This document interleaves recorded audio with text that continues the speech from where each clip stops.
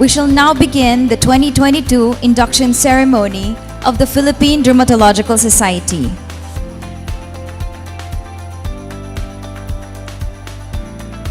Good evening, ladies and gentlemen. Welcome to the 2022 induction ceremony of the Philippine Dermatological Society. May I ask everyone to please stand for the processional.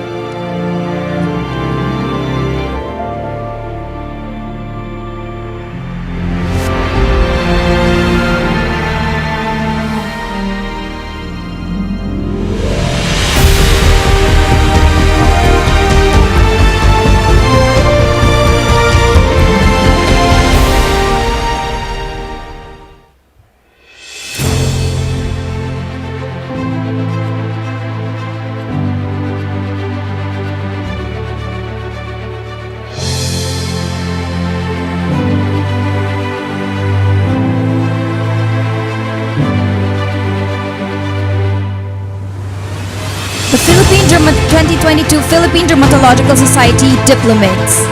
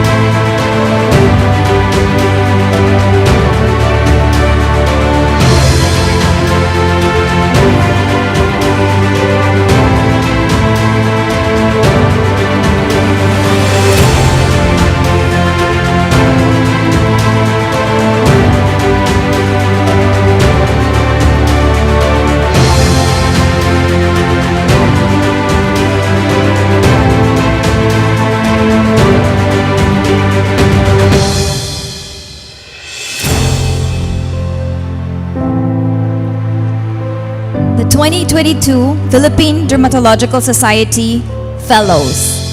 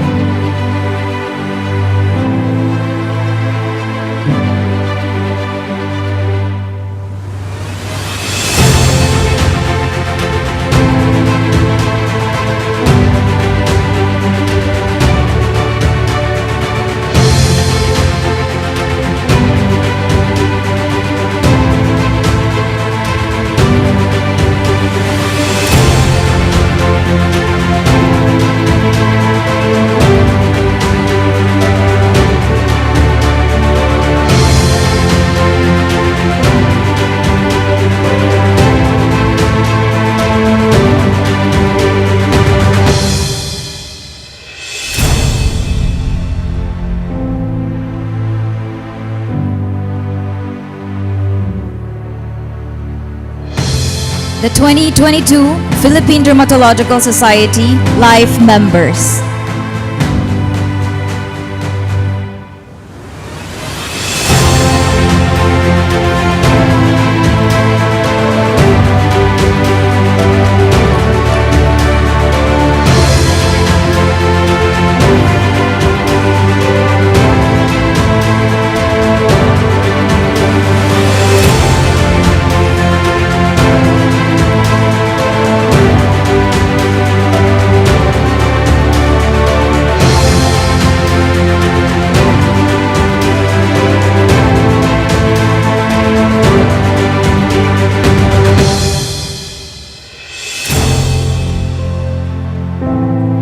The chairs and training officers of the Philippine Dermatological Society's training institutions.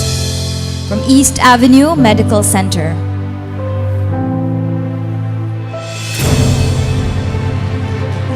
From Jose Reyes Memorial Medical Center. From Makati Medical Center.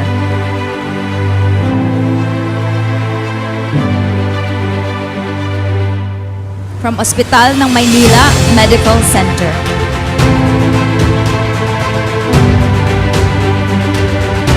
From Region 1 Medical Center.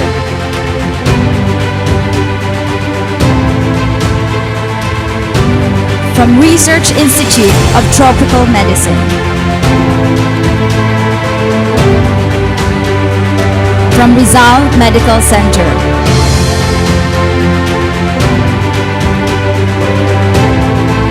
From Skin and Cancer Foundation, Incorporated.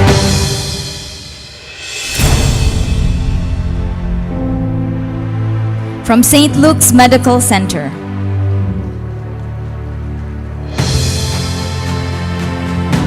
From Southern Philippines Medical Center.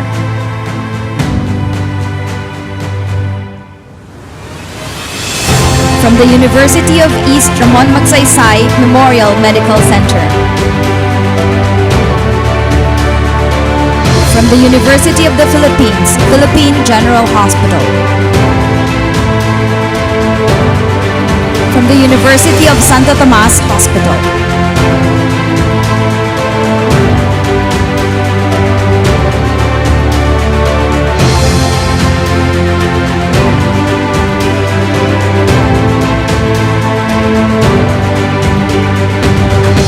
Philippine Dermatological Society's Board of Examiners, Dr. Maria Angela Cumagon, Chair, Dr. Mia Angela Versosa, Co-Chair.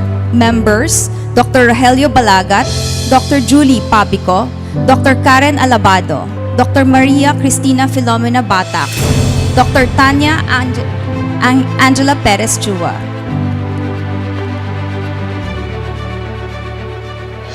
Chair of the Membership Committee, Dr. Katrina Carmela Marie Belen.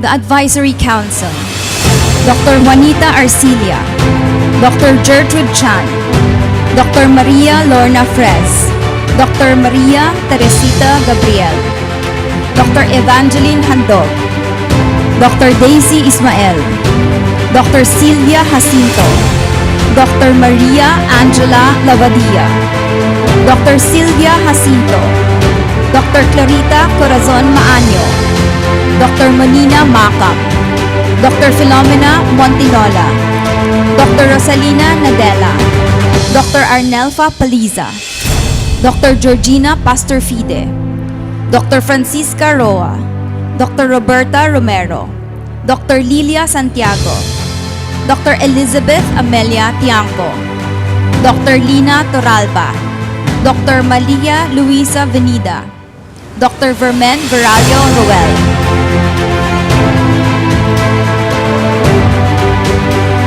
The 2021-2022 Board Members, Dr. Christine Pearl Arandia,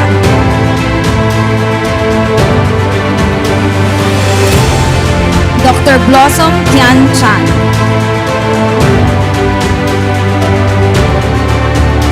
Dr. Crisinda Claire Kim Hamora,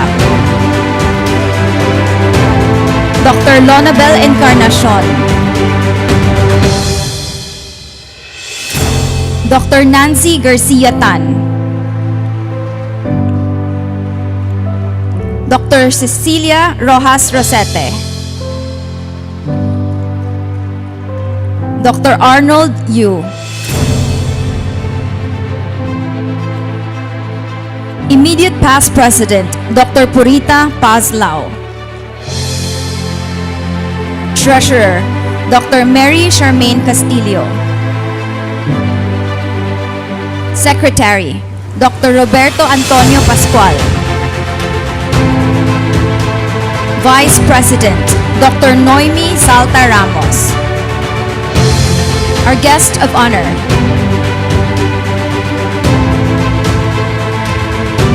Dr. Diana Payawag, President, Philippine College of Physicians. Dr. Maria Minerva Patawaran Kalimag, President, Philippine Medical Association, with Dr. Francisco Rivera IV, President, Philippine Dermatological Society.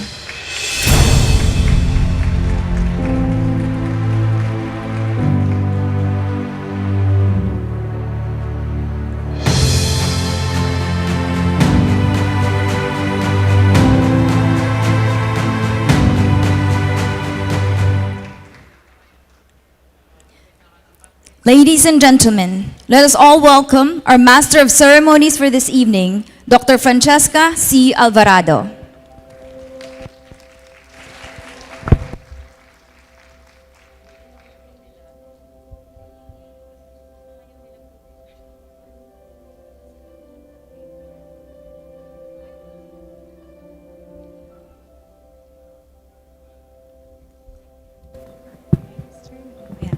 Good evening, colleagues and friends. Welcome to the 2022 induction ceremonies of the Philippine Dermatological Society. Tonight, we gather to celebrate our first hybrid induction as we gradually shift to a better normal. Despite the fact that we are still dealing with the threat of COVID-19 and now the monkeypox outbreak, we are all still here today to celebrate such a momentous event and a great blessing to our beloved society. For those joining us physically, we are delighted to see everyone's bright and lovely faces. Don't you all miss dressing up for occasions like this, finally getting together with your colleagues in person? For those attending virtually, we can't wait to see your charming faces in person very soon. We begin this evening with an invocation and the singing of the Philippine National Anthem, to be followed by the Philippine Medical Association and Philippine College of Physicians hymns. The invocation will be led by one of the PDS Board Directors and Head of the Council on Human Resources, Dr. Christine Pearl F. Arandia, while the National Anthem will be rendered by one of our members, Dr. Jerlene Maureen P. Servas. May we request everyone to please rise.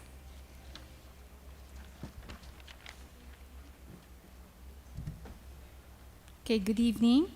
Let us put ourselves in the presence of our Lord. We ask guidance from up above as we induct our diplomates and fellows, that they will embody the ideals of excellence and integrity as envisioned by our society. May our inductees practice with ethics and honesty as they spread their wings. May they be the future and rock of our society as we navigate these trying times of misinformation and half-truths. This we ask in Jesus' name, amen.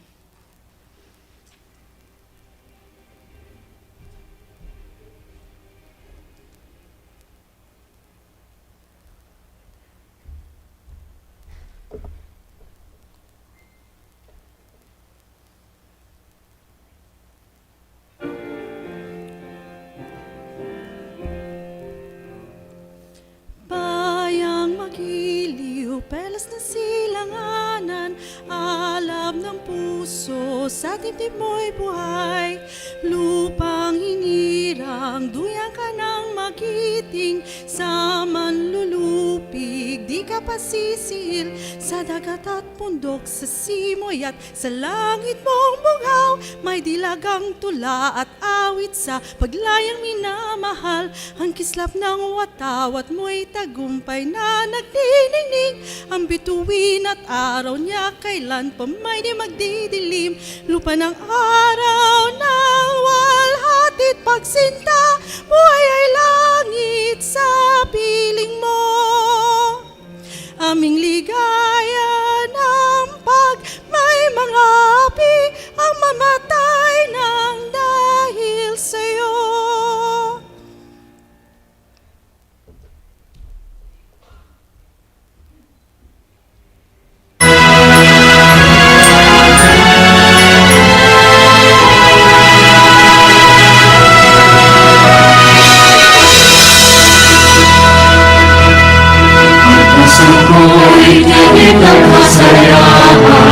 Dahil ako'y nasama sa tanan, ang lahat may gintong nasa, makisig at masigla. Kapisanan ay tunay ang damdamin, suliranin itong bayay pawiin. Idalangin natin ang tapat sa may kapal, ay lunas sa lahat. Awit ng DNA, tayo ay mag-iwan, magtulungan, lungsod ng bayan. Ang kailangan ibigay sa tanan, kalusugan at kasaganaan. Ang puso ko'y tigib ng kasayahan, dahil ako'y nasama sa tanan. Ang lahat may hintong nasa, makisig at masigla. Kapisanan ay kulay ang damdamin, suliranin itong baya'y pamilin. Pinalangin natin ang tapat sa may kapal, may lunas sa lahat. Pinalangin natin ang tapat sa may kapal, may lunas sa lahat.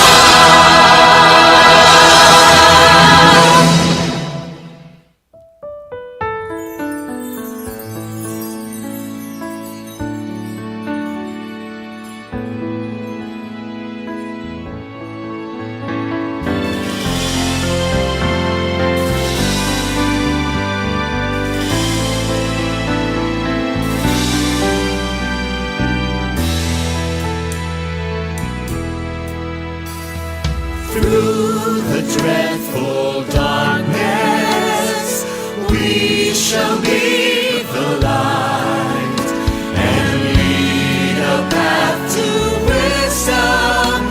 Our will to be our might. To those in pain and suffering, we shall hear a call. With arms to care and comfort, compassion above all, to face a brighter future, bound in unity. The Philippine College of Physicians, we shall be, hand in hand, building a stronger nation. This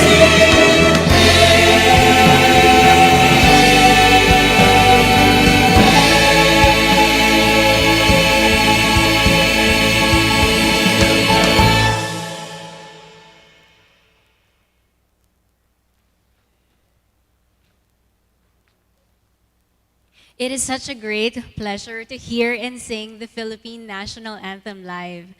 Please take your seats, everyone. To formally open this year's induction ceremonies, we call on the President of the Philippine Dermatological Society, Dr. Francisco D. Rivera IV.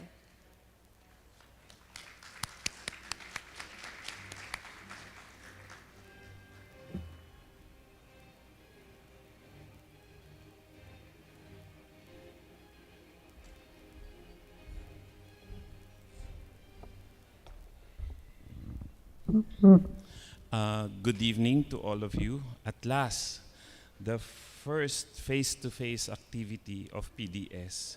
Thank you to all of you and welcome. First of all, I would like to acknowledge the presence of our guest, Dr. Diana Payawal, Dr. Kalimag, Minerva Kalimag. Okay. And our inspirational speaker, Dr. Vermen Veralio Roel, the PDS Board of Directors, Board of Examiners, all institution chair, training officers and mentors, and our diplomates and fellows, parents and your loved ones. I remember the time after graduating medical school and passing the physician licensure exam, when I asked myself, what will I do next? Should I start to practice medicine or go to residency? For some, it is very clear that they want dermatology as specialization. But for someone like me, it took several days of prayers on what path to take. I prayed if dermatology is really my calling, and now here I am. We all are called to become a dermatologist for one purpose, which is to serve our Lord's people. I'm sure all of you will agree to me that residency life is not that easy.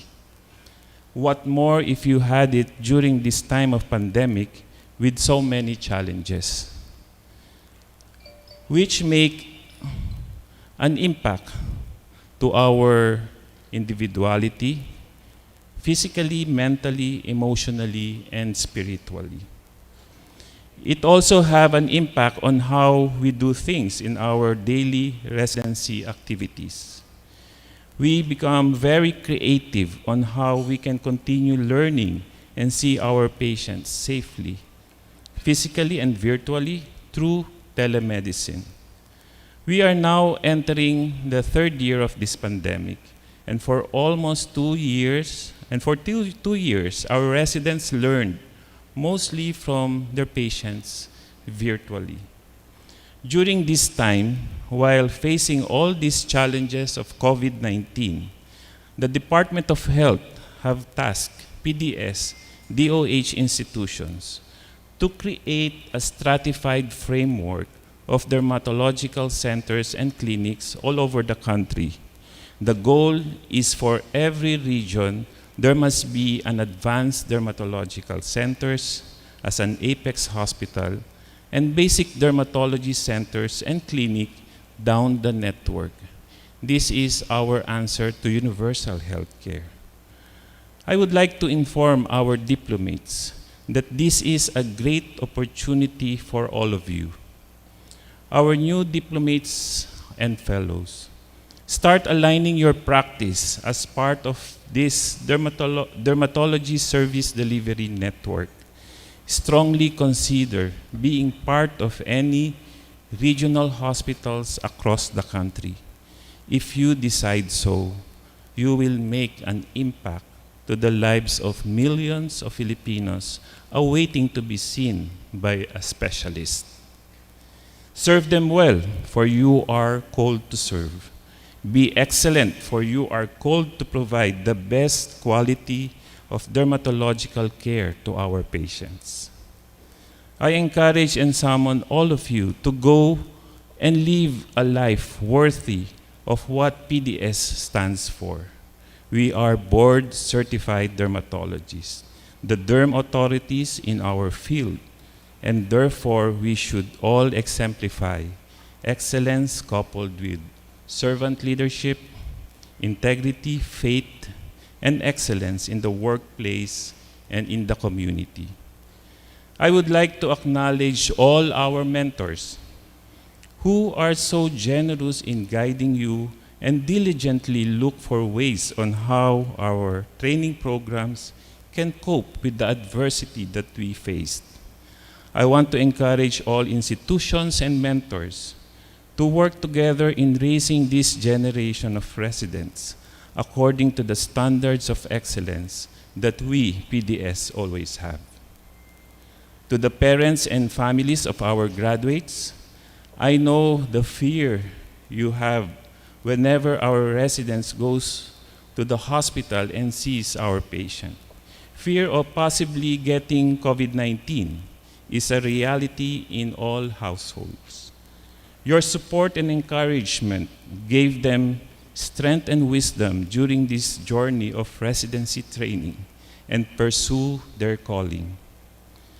Now, I would like to present to you our graduates who are now full-fledged and board-certified dermatologists. I would like to enjoin everyone. Let us give the glory to our Lord for the strength and wisdom and courage that He gave to everyone to overcome the challenges of this time. Maraming salamat po sa inyong lahat at mabuhay.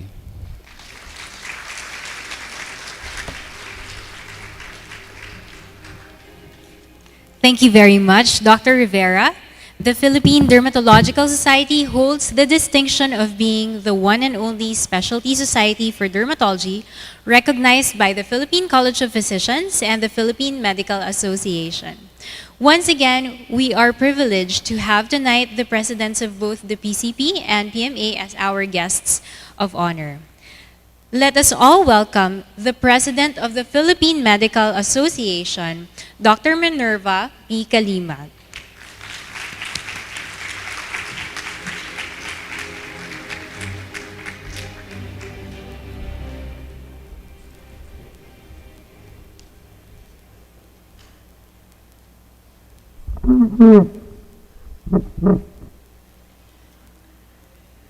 Ang puso ko'y tigib ng kasiyahan dahil ako ay nasama sa tanan.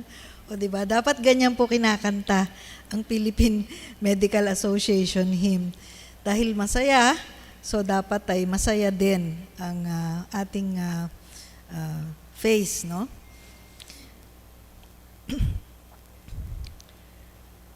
Warmest greetings to all our dear PMA members at the Philippine Dermatological Society. With this message, allow me to thank all PMA members at the PDS for the collective leadership among those who stood up with conviction to heal our nation during its hardest and most trying times. Tunay na mga bayaning Pilipinong manggagamot na may katangi-tanging adhikain. Our advocacies remain, and together we share a positive outlook for the Philippine Medical Association, for our profession, our physician peers, our patients, and our planet. I would like to commend all PDS members who are leading at the component societies. The PMA consists of 91,030 physicians in 119 component societies, 8 specialty divisions, 75 specialty and subspecialty societies, and 45 affiliate societies. And the PMA is one of 115 national medical associations comprising the World Medical Association. Again, I would like to commend the Philippine Dermatological Society for making sure that all PDS members are active PMA members. Sabi ko nga, hindi ko maunahan yung aking mga daughters-in-law sa pagbabayad ng PMA dues, no? Dahil lagi silang on time. So we live in interesting times. It is a VUCA world that we are faced with. The COVID-19 pandemic we face plunges into volatility, uncertainty, complexity, and ambiguity. Now more than ever, we realize that we belong to a global community of health professionals. And what we do and do not do at the PMA impacts the community of healthcare practice worldwide.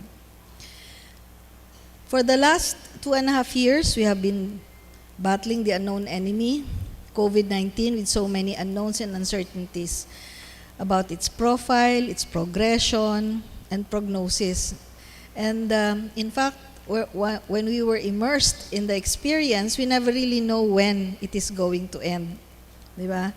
Yet with our concerted effort at the different components, specialty and affiliate societies, we work with local governments and the Department of Health to make our vaccination efforts successful.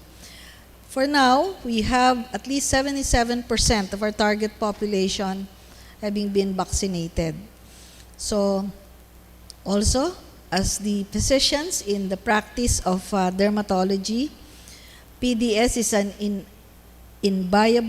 enviable position to integrate primary care into dermatological health, ensuring the effective, fair, and acceptable management of individuals with ill health and the appropriate rehabilitation of individuals in the care of the skin. As we face emerging and re-emerging infectious diseases and lifestyle diseases brought about by bad habits, let us remember that we need to improve our patients' health literacy.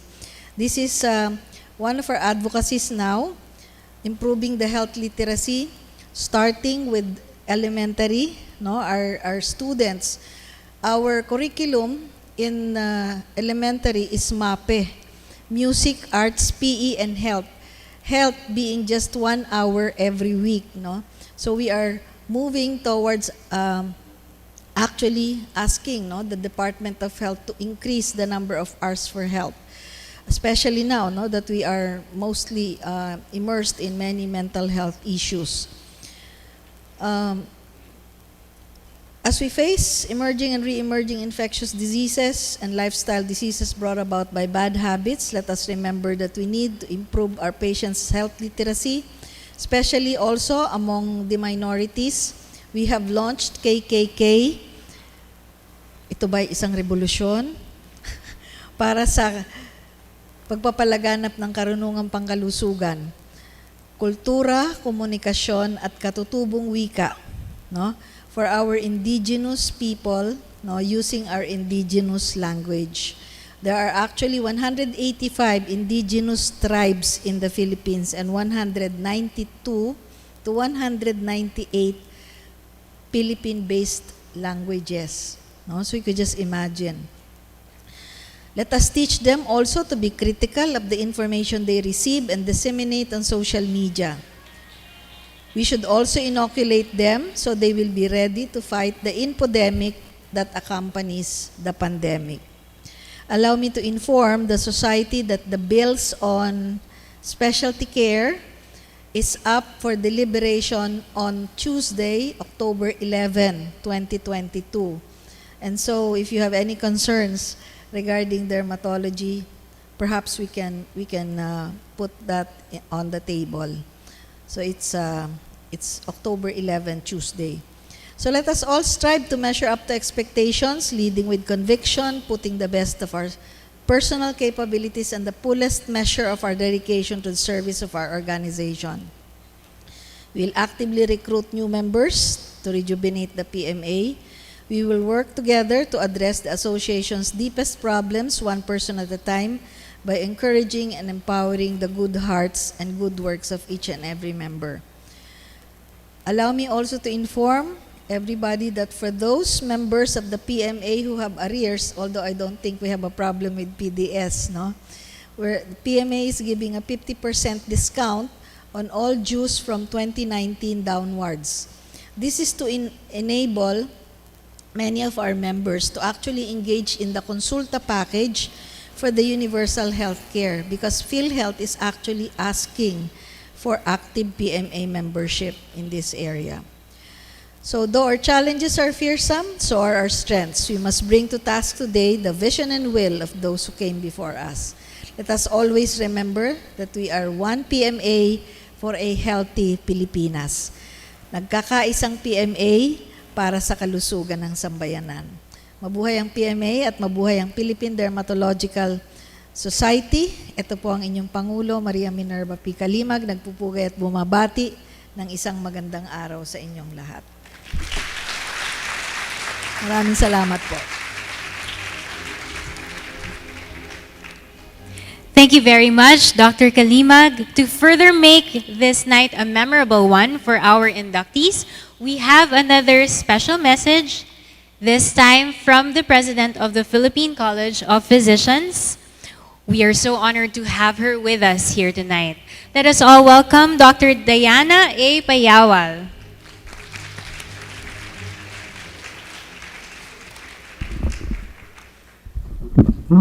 Good evening to everyone. Good evening to the Philippine Dermatological Society of the Philippines, the newly inducted diplomates, respected colleagues, of course, the President of PMA, and guests.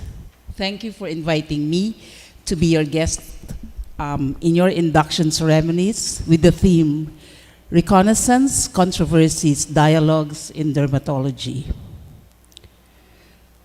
Congratulations, of course, to your graduates, and of course the recently concluded 25th Annual Congress led by Dr. Maria Teresita G. Gabriel and the President of the Philippine Dermatological Society, Dr. Francisco D. Rivera IV. Despite the challenges of the pandemic we are all still facing today, you are still moving forward with your aim to improve scientific knowledge among your members and other healthcare workers. Your theme emphasizes reconnaissance in medicine, intelligence, surveillance, and reconnaissance is a rubric used initially by the military to describe all activities associated with collecting, integrating, analyzing, disseminating, and exploiting. However, it seems like it has extended matters beyond the military as it traverses the line of medicine and is now among the controversies in dermatology. Reconnaissance diversifies its open source intelligence and places like the internet and huddles. These tools settle inconsistency until you reach a dialogue or a negotiation. Dermatology, a specialty across all specialties, epitomizes this task where the skin is a window of medical illness through which many diagnoses emanate. A great task of collaboration with other specialties while maintaining your individuality in perspective. This vision speaks of your values. I start with the premise that it's better to have a goal in life and to lead your life by a set of principles, values, or morals which your leaders have shown.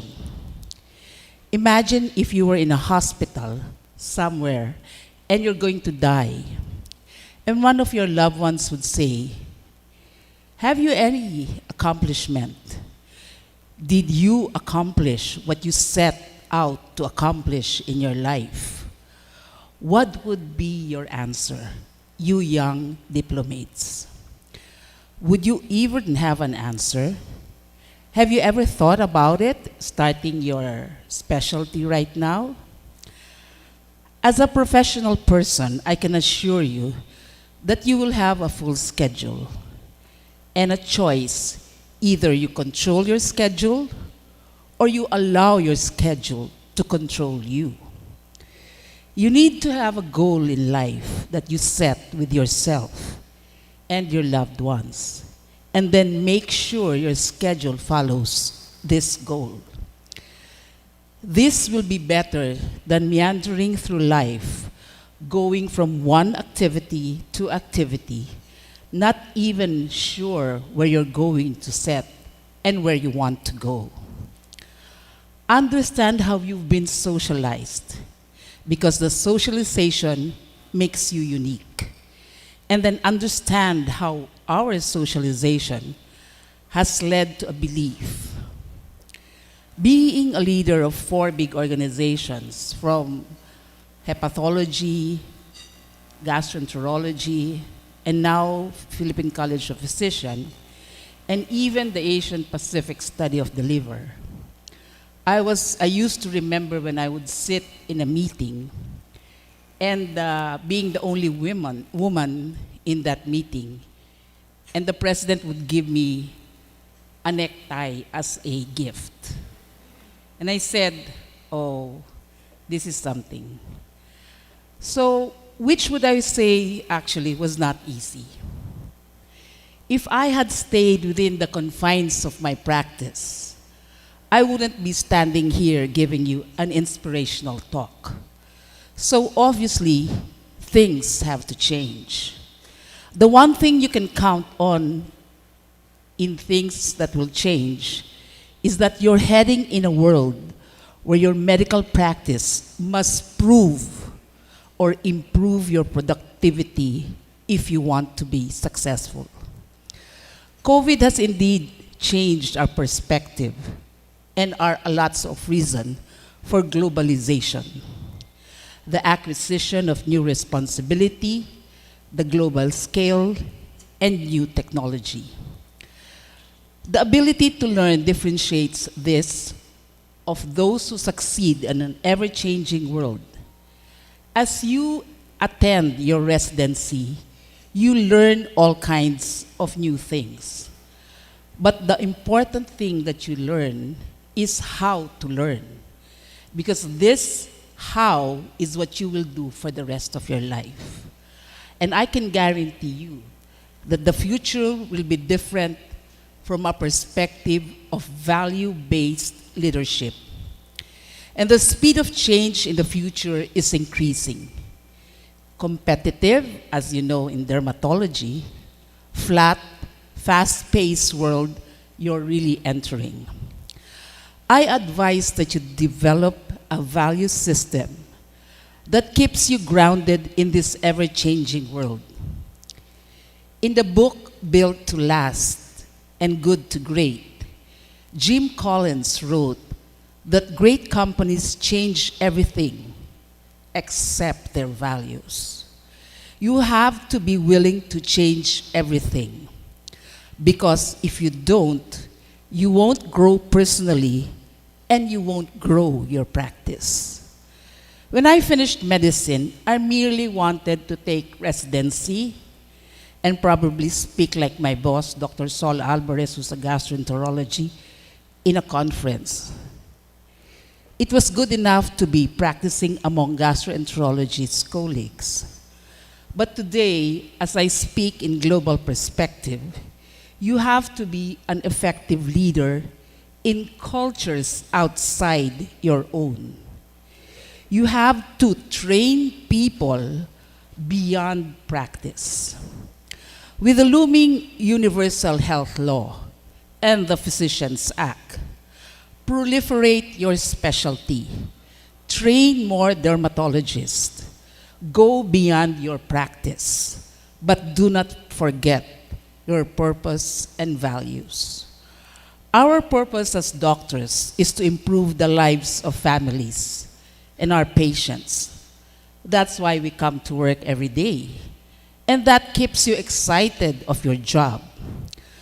But as I am fortunate to be given the task to train ever since I came back, I see from two perspectives training, and that is leadership and ownership. We expect every resident under us to be a leader and act like a company owner. That's a real accomplishment for me because it inspires our colleagues. I stress integrity. We don't lie, we don't cheat, and we don't steal, and we don't tolerate people who do that.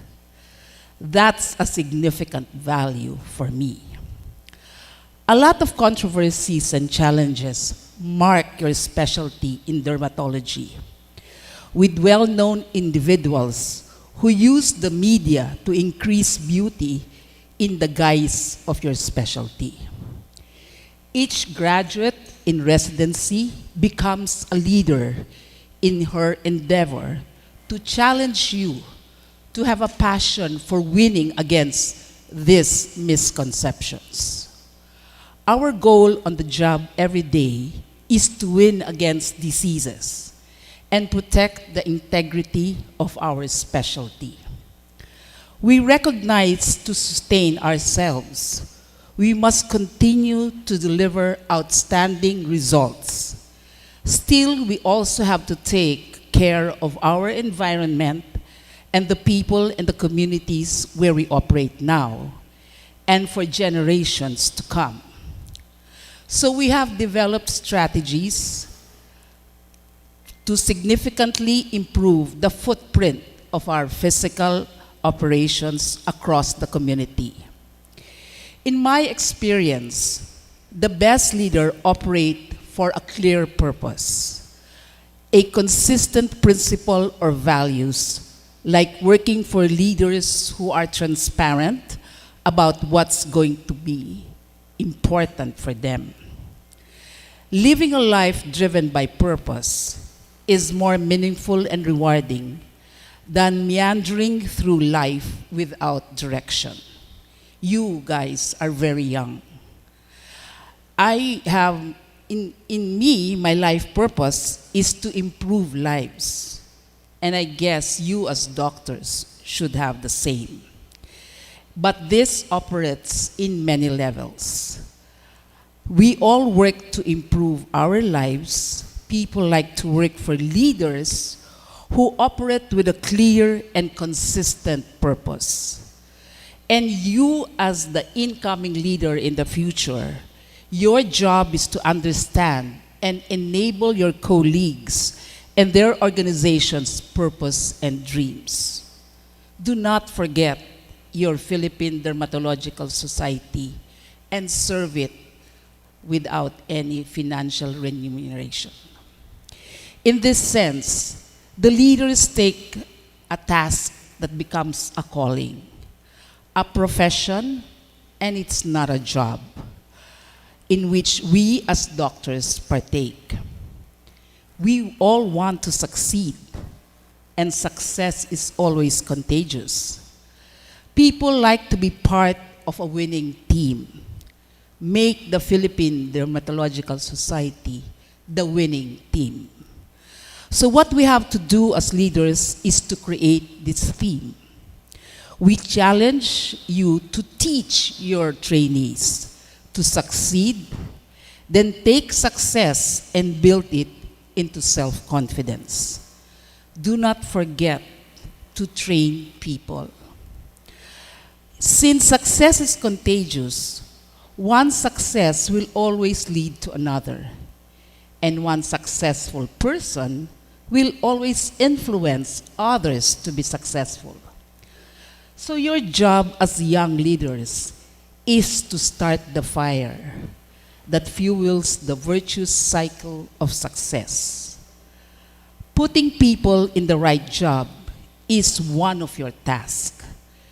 I define character as putting the needs of the organization, your Philippine Dermatological Society, above your own.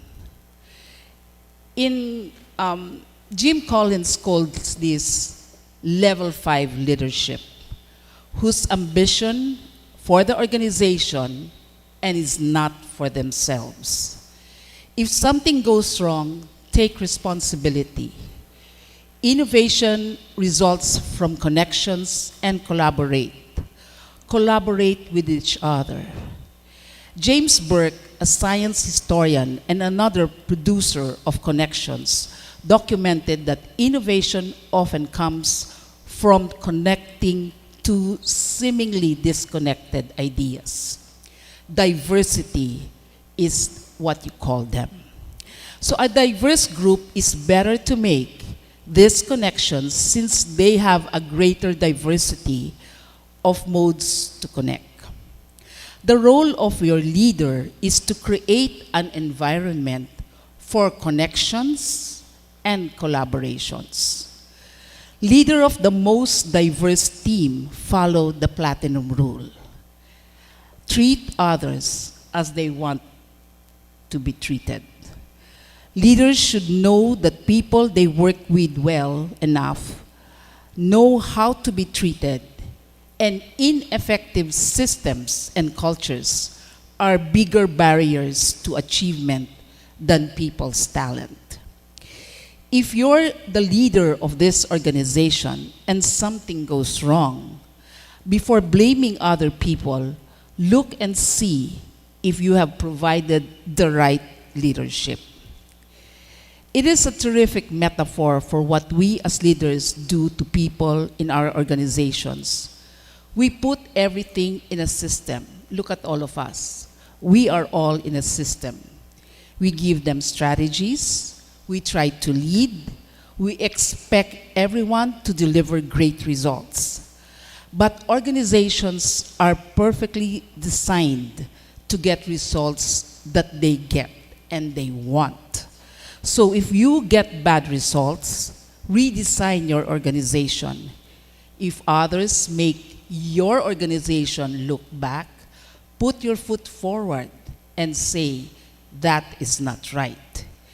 If you get good results, keep it going. Some people in the organizations will not make it on the journey. Not everybody becomes a leader. The leader's job is to identify those who cannot go on to the journey.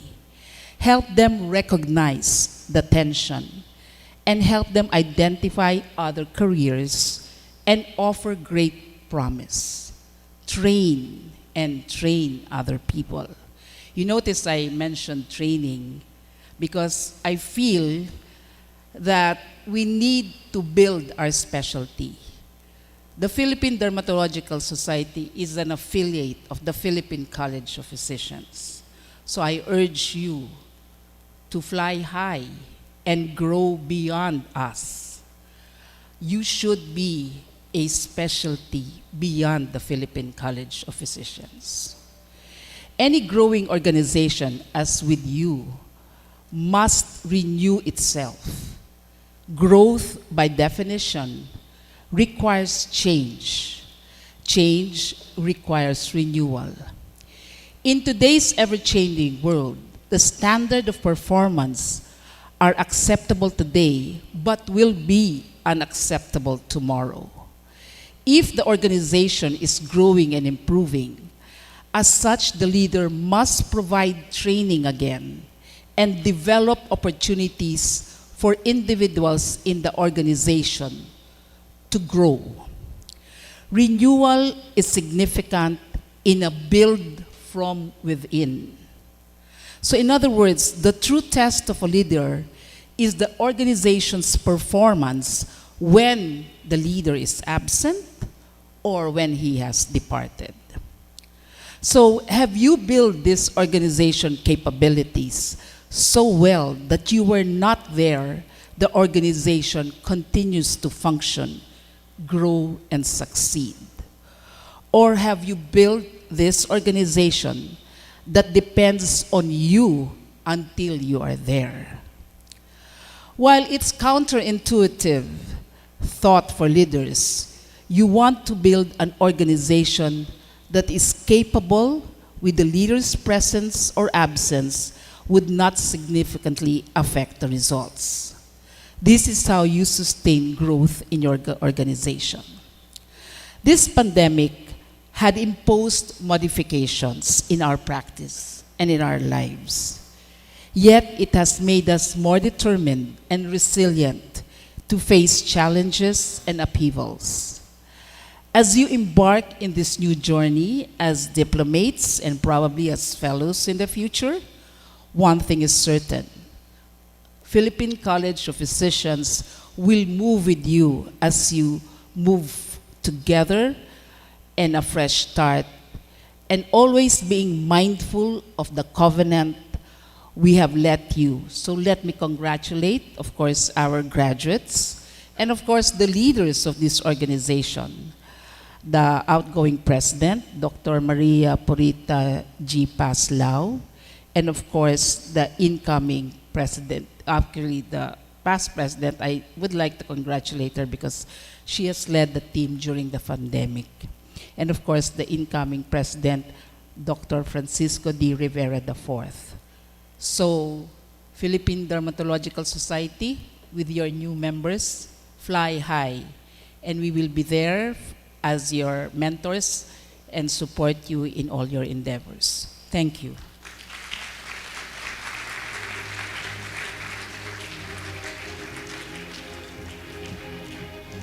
Thank you for your message, Dr. Payawal. We are grateful to our esteemed guests, Dr. Kalimag and Dr. Payawal, for gracing this important occasion with their presence. May we call the President and the rest of the PDS officers and Board of Directors to come up the stage for the presentation of the Certificate of Appreciation and Token for our guests of honor tonight.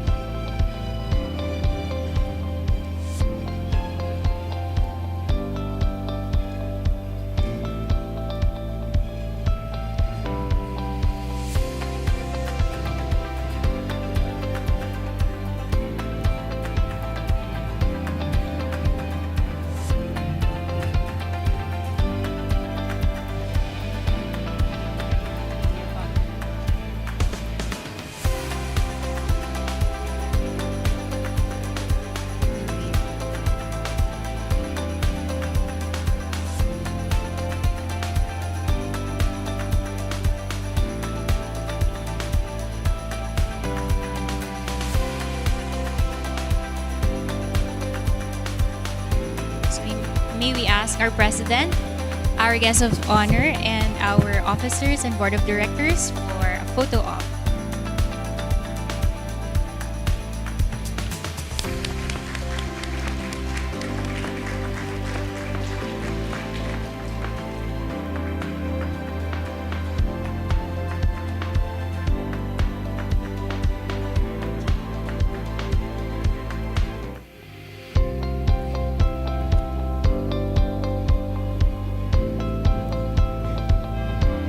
And now we have a photo with certificates. Thank you very much.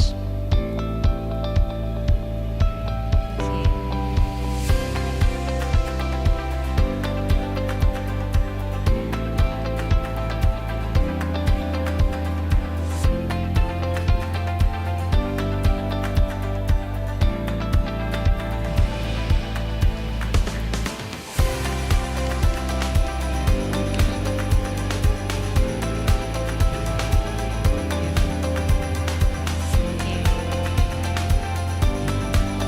Okay, another round of applause for our guests of honor, our President, our PDS officers, and Board of Directors. Thank you very much.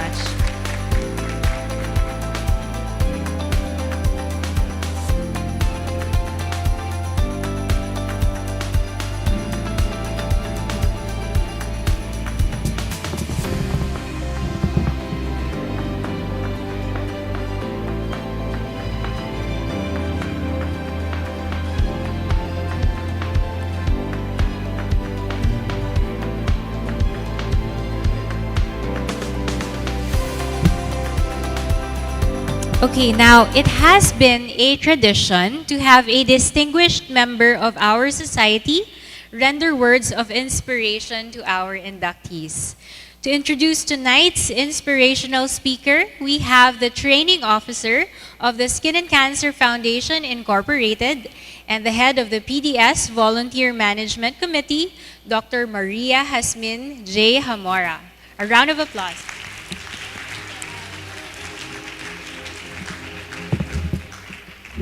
Thank you. I have the honor today to introduce one of the pillars of Philippine dermatology, the chairman of the Skin and Cancer Foundation, and my mentor, Dr. Vermin M. Veralia Rowell. MD, FPDS, FAAD, FASDP, and FADA. That's how many letters she has, and she has a huge CV.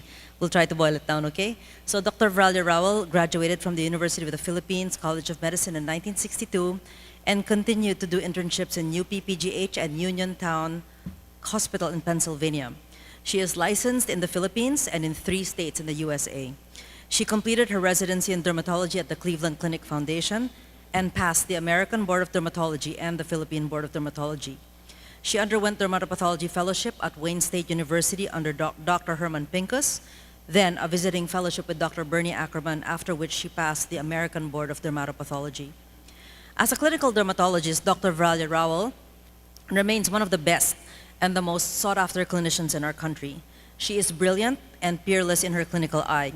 I learned a lot from her out-of-the-box treatment of complex and challenging clinical cases. Personally, I am glad that she is there for me to refer very difficult patients to. She can charm even the most cranky and demanding patients.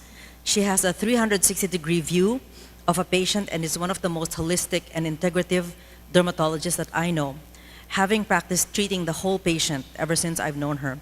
She was given the Perpetua Gutierrez Awardee as the top dermatologist of the Philippine Dermatological Society in 2002 at the 50th anniversary of the PDS, and in that same year, she was awarded Top Dermatologist of the Philippines by the Philippine Medical Association at its annual convention. As a dermatopathologist, she is my idol and an inspiration for loving dermatopathology. In 2012, she was the chair of the DermPath Subspecialty Interest Group of the PDS and also established MMC's Dermatopathology Fellowship Program. She saw the realization of her dream for Philippine dermatopathology as the Dermatopathology Society of the Philippines of the PDS was created 2 years ago and continues to flourish. As an author, Dr. Veralia Rowell has written book chapters on photoprotection, photodermatoses, sunscreens, and published Skin in the Tropics, Sunscreens and Hyperpigmentations in 2002, where it was awarded the Gintong Aklat Award from the Book Development Association of the Philippines. Her second book, RX Coconuts, The Perfect Health Nut, was published in 2011. She is advancing research on coconut oil onto the global stage. Starting in 1998, her studies on the coconut were the very first dermatological studies done on virgin coconut oil and its monoglycerides for its antimicrobial and emollient properties.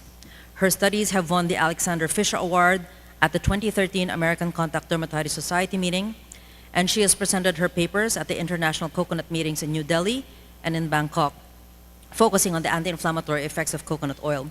She is cited worldwide. I just came from a meeting and they were citing her papers all over the place about coconut oil for atopic dermatitis and psoriasis. Dr. Viralia Rowell continues to study Filipino herbals, including organic amaranth, turmeric, white ginger, sweet potatoes, squash, ube, and some of the herbs used in our traditional medicine for dermatologic use. As a researcher, Dr. Viralia Rowell has dozens of abstracts, posters, published journal articles in peer-reviewed journals on cosmetics, contact dermatitis, phototherapy and photoprotection, safety and efficacy studies, and comedogenicity. She is a journal peer reviewer for journals like the Archives of Dermatology, Dermatitis, the Journal of Ethnopharmacology, and in 1987, with my mom, Dr. Jacinto, she co-founded the Philippine Journal of Dermatology and Surgery.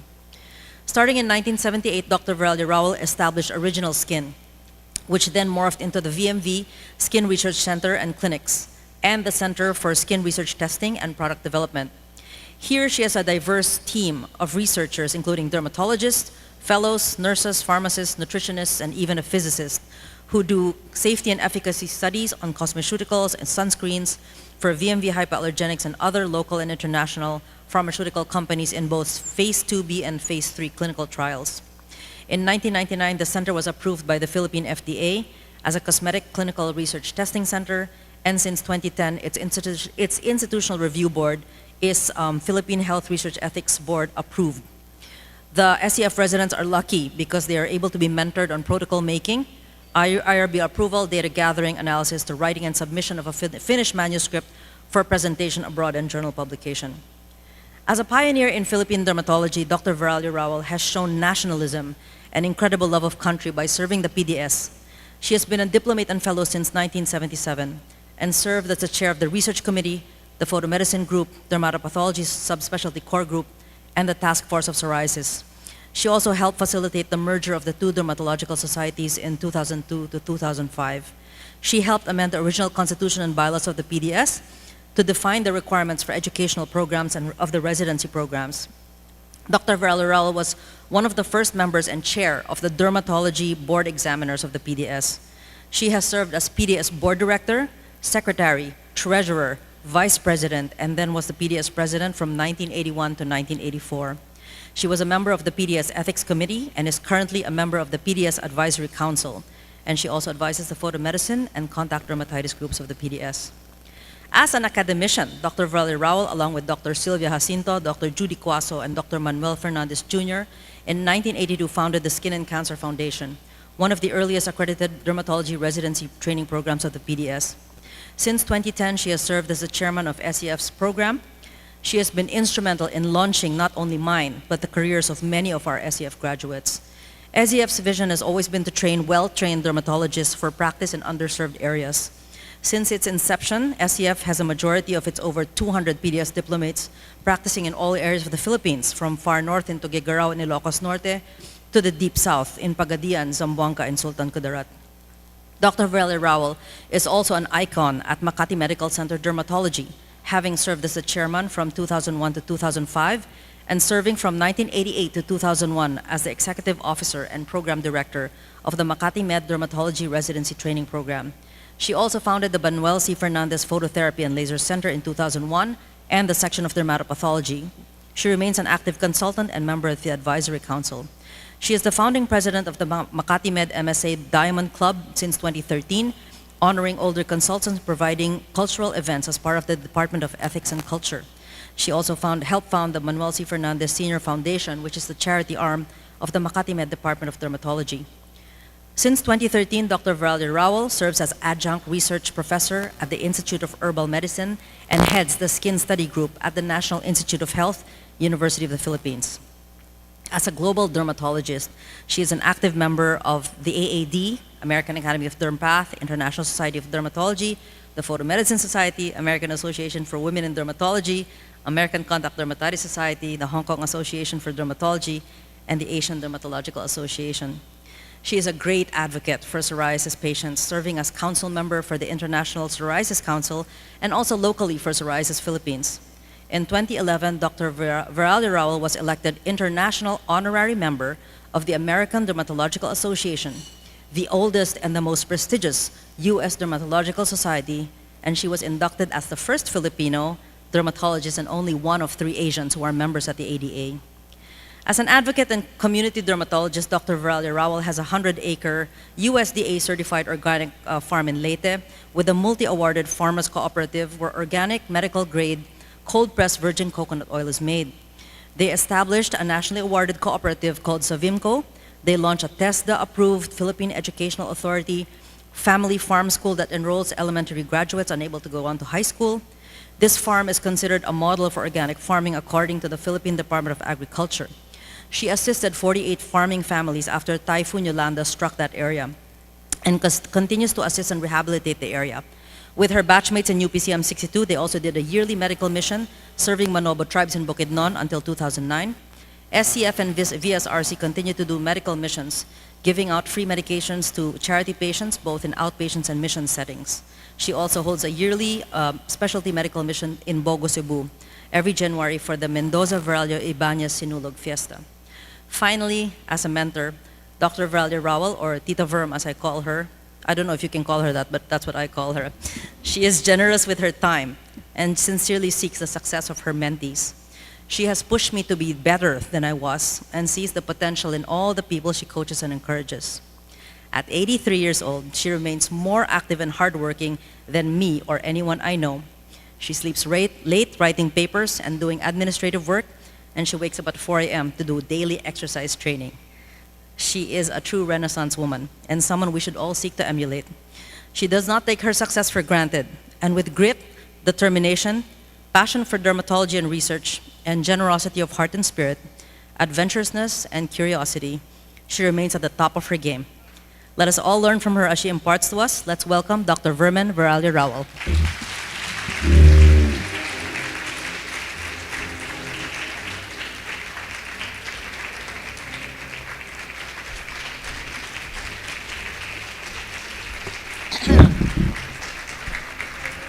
Who was she talking about?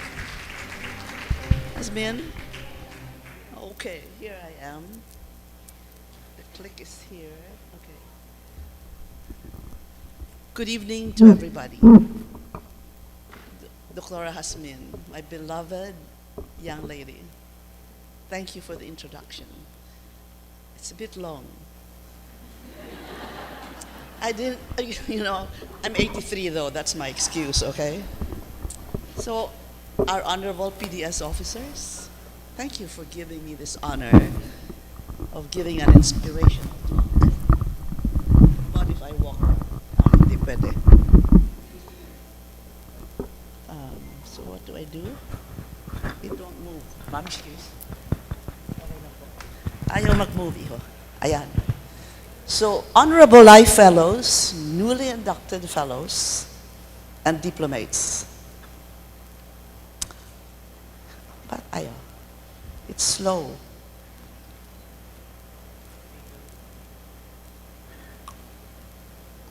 How do I inspire you to be the best version of yourself always? Let's see what we can inspire, if we can inspire this young person too. How about be honest all day, every day? There must be a way to make this faster. If you put the computer here, I can do it. Because it's too slow. Or I can bring my computer here. Anong pwede? Thank you, EJ.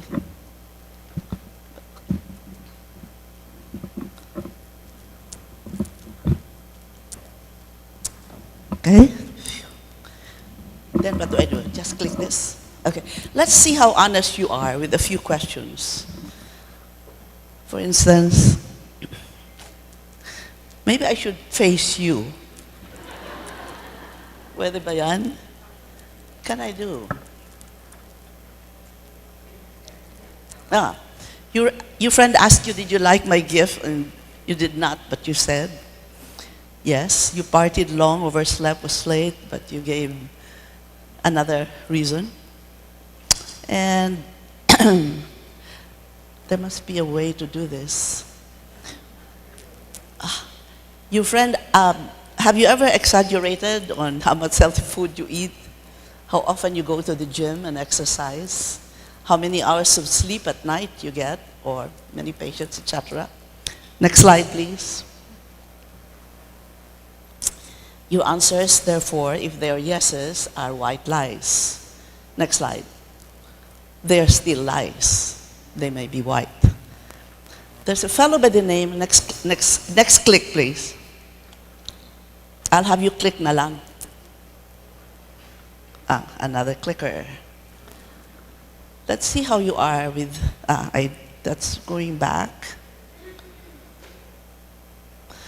Dan O'Reilly is a double PhD from Duke University and University of North Carolina.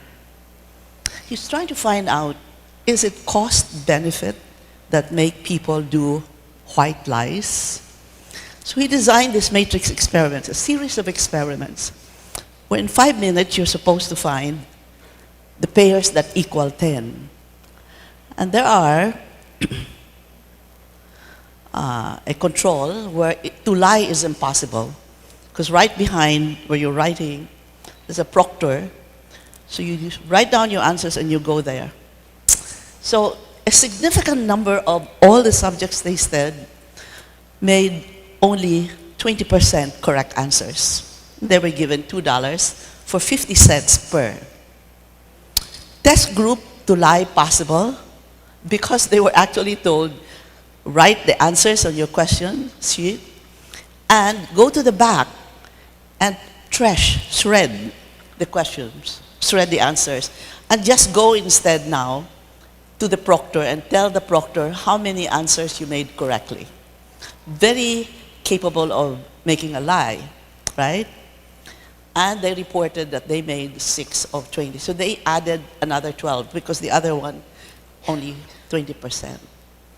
And when they were told that they could get $1 or $2, they, I really think I need my computer to do this. Or can you bring me that here? It's too slow, Iho. I'm really sorry.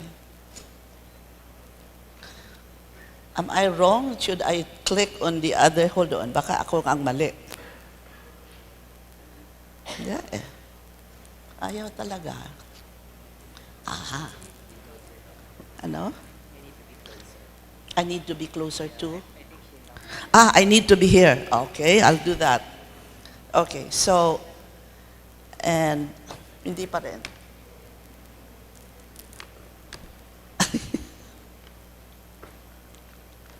So anyway, in the possible, while you're trying to solve it, you want me to use this?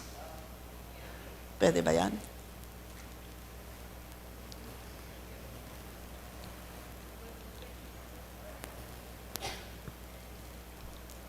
But then how are they going to connect? So anyway, in the meantime, let me tell you about the rest of the slide. When they were told that if they answered correctly, they would get $1 or more money. They still lie. The number of people who still submitted that they had made 6 instead of 4 correct answers still existed. But when it went up to $10, hindi na. It actually went down. So the results of this, a significant majority lied, but only by just 10 to 15%, which is basically white lies, right? Similar to what we did. But at higher amounts, harder to cheat. And still feel good about it. Next slide. Next click, please. Okay, conclusion, these tests tend to disprove cost-benefit because we always think we lie, how much will it cost me? I will, just a little pinch of conscience, but my friend will be happy. That's cost-benefit. And all these tests that they've done don't seem to show cost-benefit as being the reason why people lie. Next slide, please. Next slide. Next click. So there's another test, for instance, where exactly the same as the past slide, but the proctor was visibly blind in one room, and the proctor was visibly not blind in another. And guess what? Even with the fact that there is a not blind, the people still cheated or lied by just 10 to 15%. Next click, please. And here's something that we are more familiar with. The visibly blind proctor became a passenger in a taxi going to the airport and said, turn on the meter. The not blind proctor also rode in another taxi, said, going to the airport. And guess what? At the very end of that trip to the airport, the obviously blind proctor or passenger, next slide please, paid the least, and the cab driver never even turned on the meter. So basically what it means is that when we lie, it's really not because of cost benefit at all that we lie. It's really just a matter of this and that, you know. Okay, next slide. Now we go to something very interesting. Next click, please. Siya rin nahihirapan. Okay, next click. Next slide, please.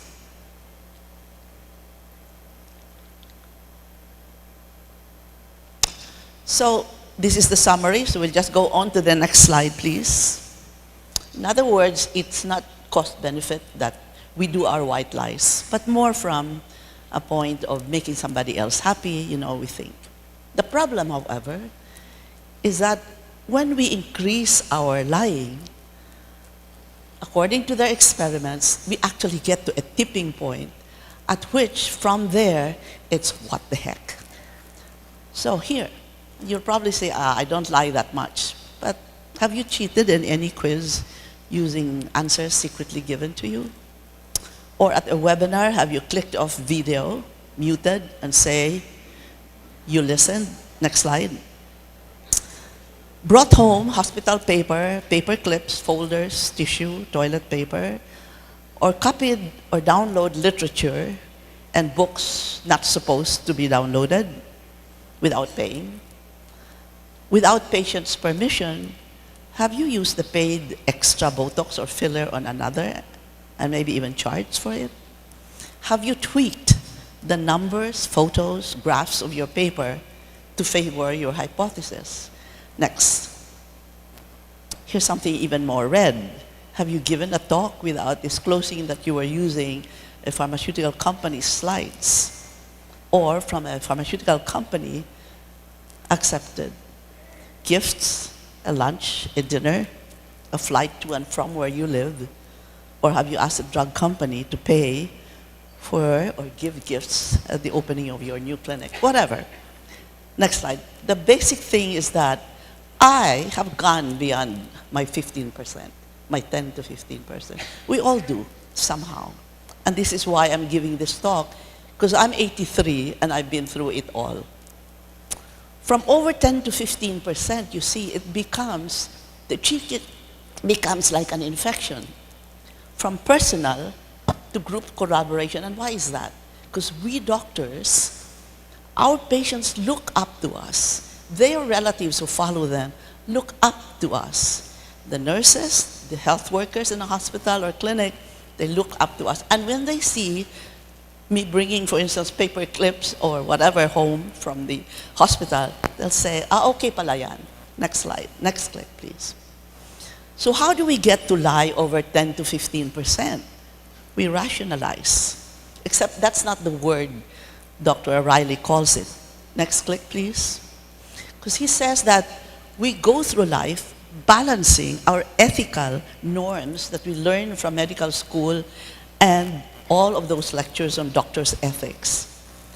But let's face it, it's always exciting when there's a cost benefit. How much will it, what do I need to do to lie, and what do I get in return? And they call that fudge factor, which Arlene Abella said, Dr. the Tagalog for that is pwede na yan. It allows us to lie over 10 to 15%, get the benefit of the lie, yet still think of ourselves as marvelous human beings. Next slide. So here are some fudge factor experiments. I thought that was cute. They got subjects that went around walking with a real Prada bag, and the other subjects, they gave fake Prada bags. Not only that, they had Chloe dark glasses, so they looked smart and sexy and whatever. Guess what? After about a week or two of this, they had them take those same tests, the matrix tests. And the ones who were wearing the fake items lied more than the others who are wearing the real thing. The interpretation is, when you're wearing something genuine, when you're doing something real, it boosts confidence. But when you're giving fake signals, you dress above your station, we dress adult. I went through buying fakes in Guangzhou or wherever the place is in Hong Kong and wearing them way back. Like I told you, I've been through this. Next, please. Relevance to us, using dishonest downloads of references and books, repackaging, selling cheaper, non-FDA certified products made by some pharmacist somewhere. That's fake. Another test, another one that was cute is this, payments by cash or token. This is very applicable, especially during the pandemic, because we have become a cashless society. So what they did was they went to 2 dormitories with, let's call it, medical students. In one dormitory, they placed Coke bottles. In the other, they placed dollar bills. Wala pang 1 week, the Coke bottles were gone. But the dollar bills, they stayed. And the reason for that, according to the O'Reilly thing, is that the Coke has no money value. The dollar bills are like stealing, okay? So they tried this thing on lawyers, and the consultants placed hidden bills because it's not cash, it's easier.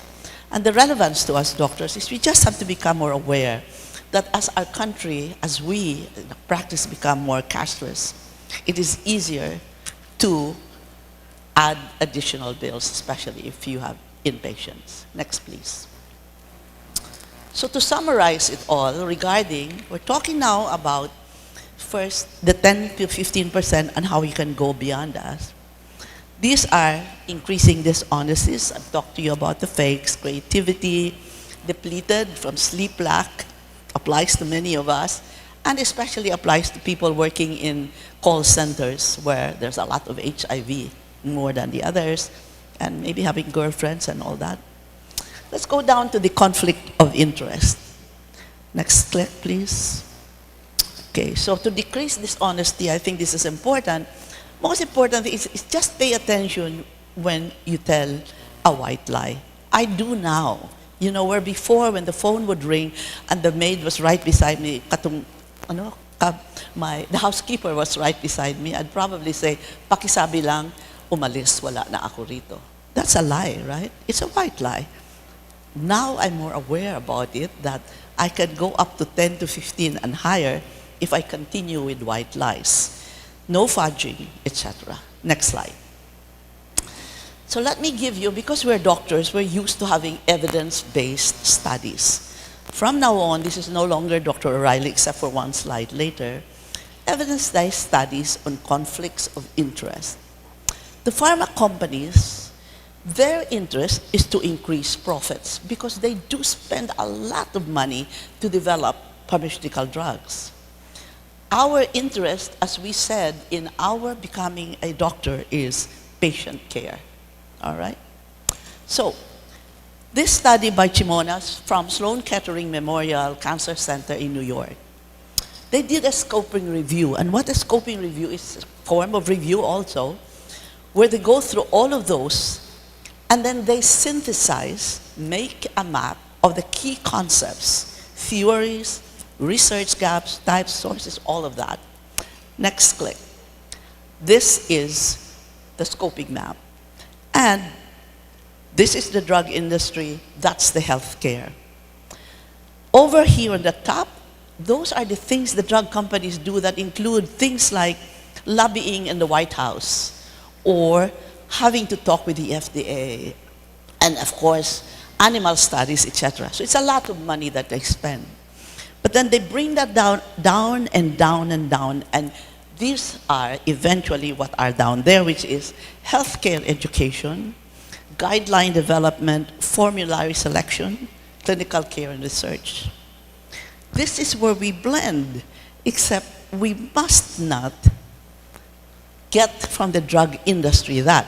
We, as doctors, get all of those and analyze them so we can therefore present it to our patient and find out what is really best for them and not from the slides given to us by the pharmaceutical company. Here is the last slide from O'Reilly. What he actually did is very naughty, I thought, but nice. He looked at, he and his, next click please. At dinner he hosted in a fancy restaurant. I would like to think it was New York or San Francisco. Nice, flowing drink, champagne. And after eating a lot and drinking a lot, next slide. He was able to get from the marketing company, they shared that drug reps are trained to treat MDs like gods and goddesses. And I tell you, as short as I am, I felt like a goddess sometimes when they come to see me. Attractive reps equipped with doctors' databases. They come, they know all about you already. I know this. Next slide, next click. They befriend our office staff, next slide. This is all part of what they are taught to do. They said they socialize, develop, encourage friendships. This leads, of course, to the MDs or the drug the pharma wants to provide. They even give the doctor the slides to give lectures to their other colleagues. And he was saying, because he's a psychologist, the problem with that is that when a doctor gets the slides from the drug company, cognitive dissonance makes him think that's also from him, okay? And the MDs prescribe procedures of drugs and fudge that the best is for that. So this is what Dr. O'Reilly said. In many cases, the doctors do not realize they are being manipulated to fudge. But no doubt about it, they are all part of the marketing plan. Next slide. Still evidence-based. 2010, not very recent, but the message here is fantastic. What it is that 2 galleries were going to be presenting paintings. Simple. The subjects were just going to say which one they preferred. That gallery, or that painting or that. But here's the trick. The green and the blue are the logos of the 2 galleries. And then at the end of their introduction to the subjects, they said, oh, and by the way, this is being sponsored by the blue gallery people. Take a good look at this. The red one, by the way, are the paintings from the gallery. Next. This is even more exciting or interesting because these are actually functional MRI studies done. And you can see over there the neural responses for the sponsoring effect of the gallery blue. And you can see the red over there in the graph, those are the ones from the gallery. And here the neural activity related to painting preference, if you click another one, it will tell us that what you're saying, click please, result increased brain activity related to pleasure, especially the ventromedial prefrontal cortex, responsible for higher order thinking, association, and meaning. That's in the brains of the people who were told the Blue Gallery is the one sponsoring. The same way, even with just a computer and showing them. So next slide. Okay. The next slide is even much more, something we should think about. This is another article that came from Sloan Kettering again in the Cancer Center in New York. And the question of this paper is, it's a systematic analysis kind of thing. Do doctors prescribe more of a drug if they receive money from the drug company? Results unanimous. All 37 studies showed that accepting industry money, increases prescribing and consistent across all medical specialties and types of drugs. Next, leads MDs to prescribe expensive, worthless drugs. We're talking about the United States, huh? There may be some cultural thing here, but listen to this because this is important. What they did, contribute to rising healthcare costs. Next. Majority of the MDs actually in this paper believe that accepting industry payment is appropriate. Next. MDs to learn about new drugs actually ask the industry to bring in the slide decks from which they are able to supposedly learn. Recognize now that drug companies are like us. They fudge their data as well and can be biased that way. Several studies clearly show a causal effect that MDs to accept the most cash. Okay. Conclusion. This is actually in the article itself at the conclusion. Accepting industry money can no longer be rationalized as beneficial. MDs take an oath to work in their patients' best interests. The problem we must now confront is that, majority of the evidence suggests industry payments run counter to what is best for our patients. A ban on industry payments to MDs seems drastic, but it is the only way, it says. Next. So far, what have we been talking about? Cost benefit, which is not what affects us when we lie, that 10 to 15%. But cost benefit is there when we begin to go up higher in our ability to be dishonest. The next question then is, how about effects of a nation's culture? Because there's ethics and there's culture, as Dr. Payawal talked about. So, they did the matrix test across the United States, Canada, England, Italy, and all the way to the Middle East and to China. And in all of those, the cheating was about equal, 10 to 15%. Okay? How do we explain these figures? Filipinos are basically very religious, and I love it. We are good that way. And yet, in the Transparency International Corruption Program that was started in 1975, as of 2020, we ranked in close to the lowest 1/3 of 180 countries.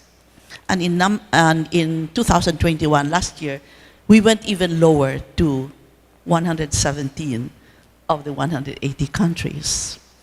So I'm going to post it, what I feel is a complex cultural context that make us do this.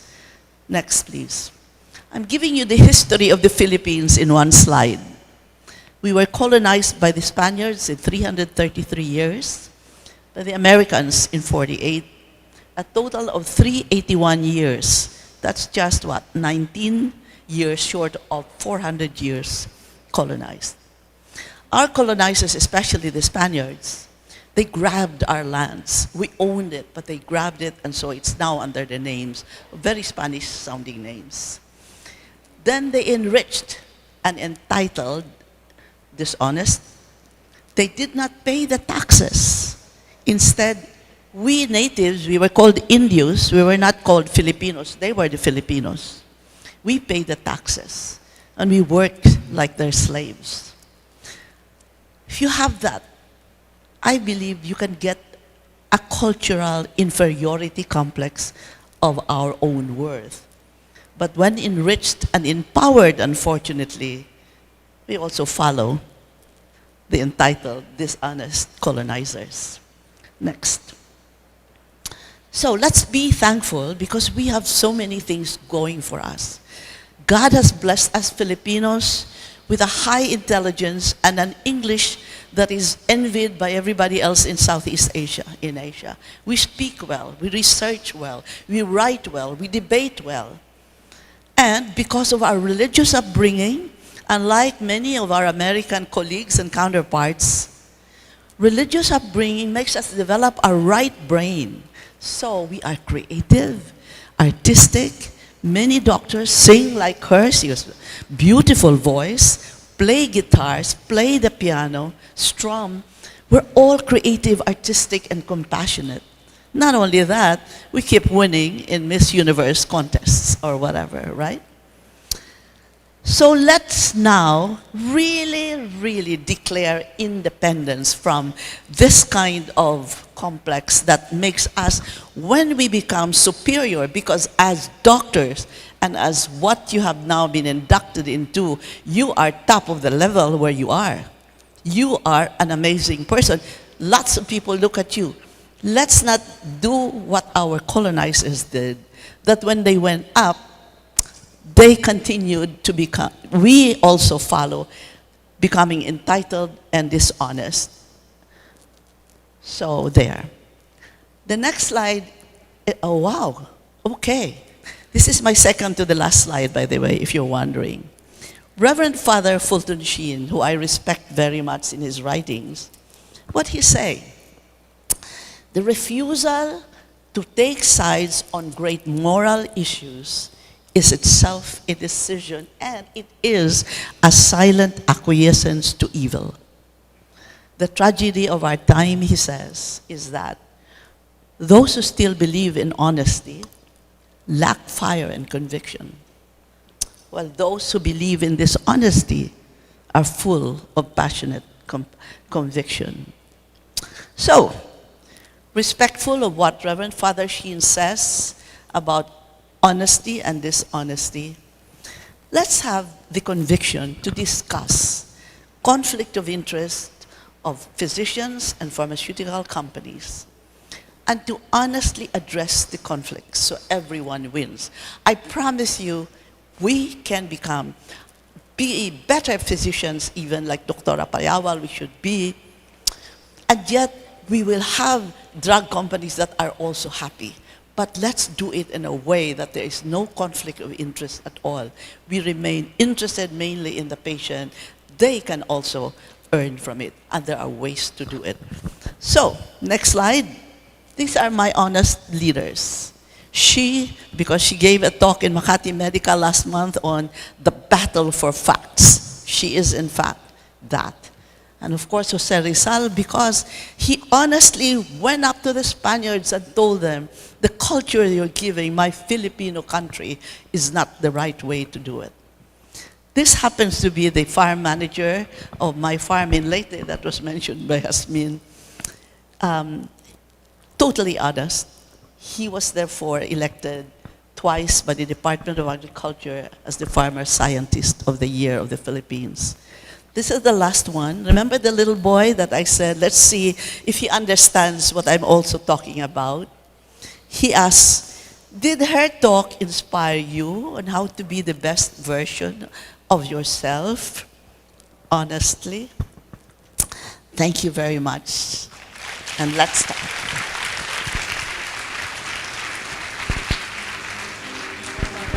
Stay here for your certificate. Thank you very much, Dr. Veralio Rowell. Your words are exactly what we need to remind us of core values of PDS dermatologists. May we again call on the President, officers, and Board of Directors of the PDS who are present here today for the presentation of the Certificate of Appreciation and Token to Dr. Veralio Rowell. Again, we ask Dr. Rivera to take center stage.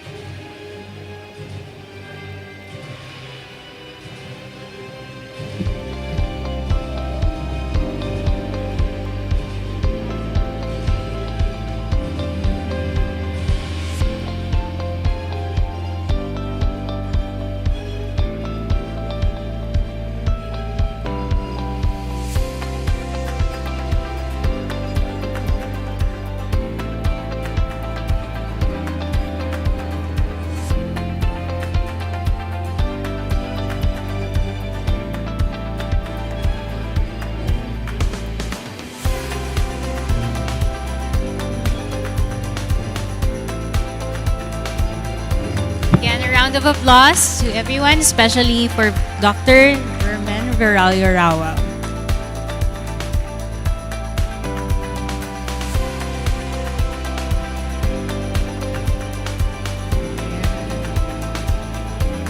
Now we move on to the much awaited part of the program. May we request our President, Dr. Francisco D. Rivera IV, to please stay on center stage for the presentation of this year's candidates for induction and their oath taking. To present the candidates for induction, as diplomates, let us all welcome Dr. Julie Wong Pabico, a member of the Board of Examiners.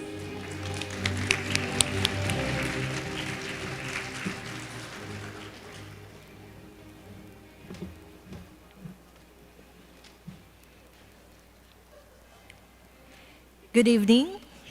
It is my honor to be presenting the Diplomate inductees of the Philippine Board of Dermatology for 2022 on behalf of our Chair of the Board of Examiners, Dr. Angela Tomacruz Cumagun.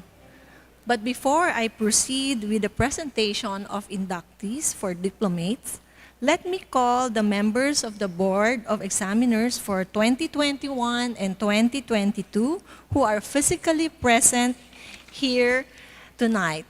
Please join me on the stage, Dr. Maria Cristina Filomena Bata and Dr. Tanya Angela Perez Chua.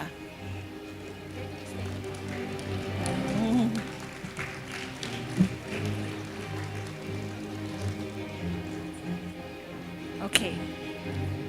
The title of Diplomate is given to a PDS applicant who has finished 3 years of residency training in an accredited PDS institution and has successfully passed the PDS written, practical, and oral examinations.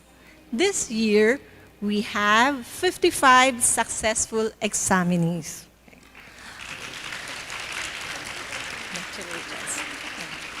So, Mr. President, may I present to you the candidates for diplomate status for 2022. Diplomate inductees, please rise.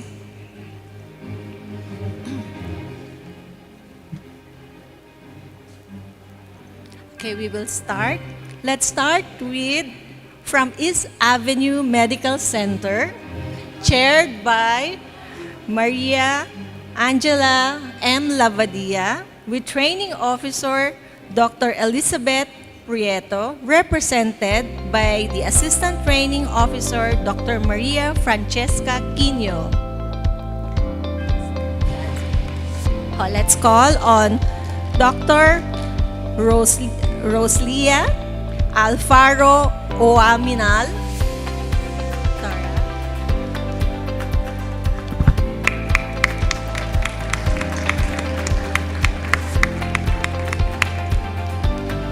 Dr. Tanya Patricia Alias,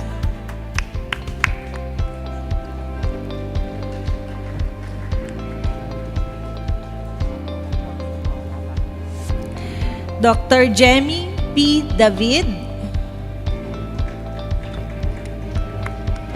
Dr. Precious Imam,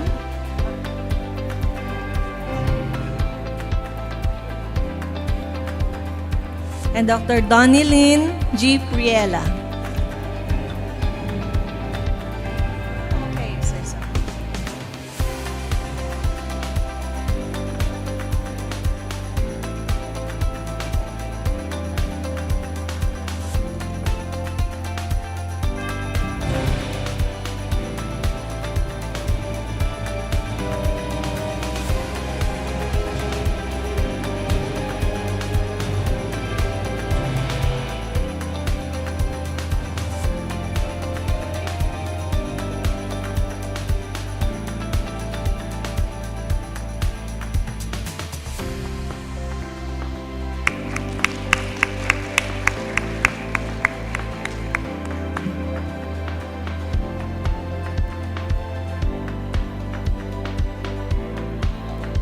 Okay, next.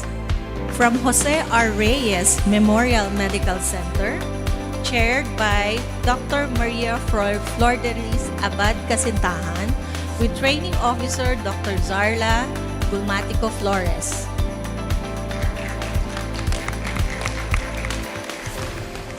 Okay, let's call on Dr. Elisa Bien J. Anupol. Congratulations.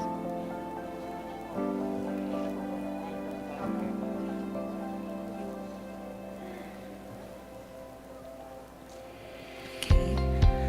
Dr. Clarice Isabel S. Garcia.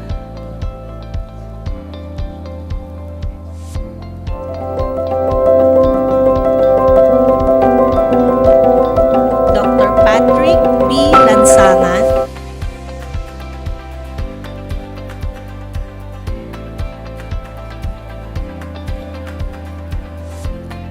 Dr. Roxanne Jillian Mauleon.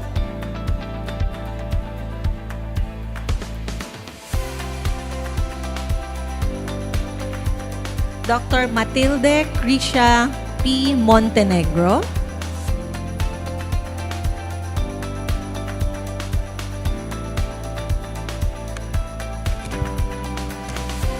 Dr. Melissa Joy F. Ong.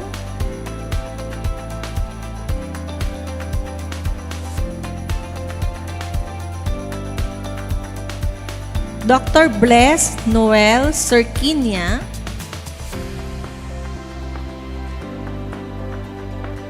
And Dr. Zarina S. Valcos.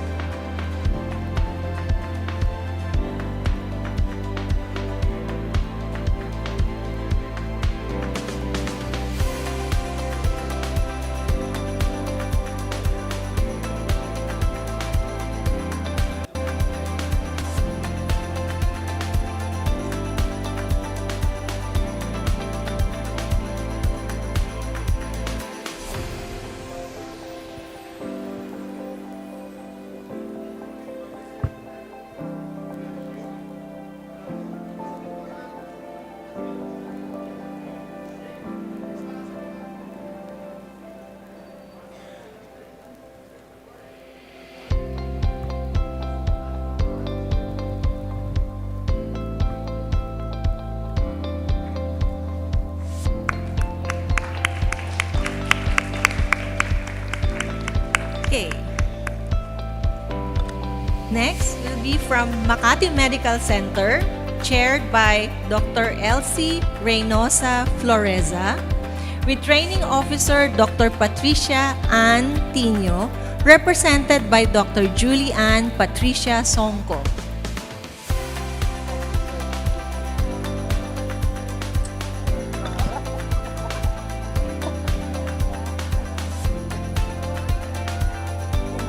Okay, let's call on Dr. Frances Stacy R. Gaston.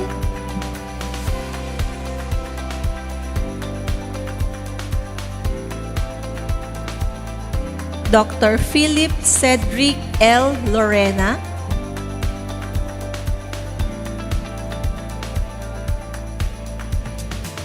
Dr. Marian Caridad Soledad R. Macapagal.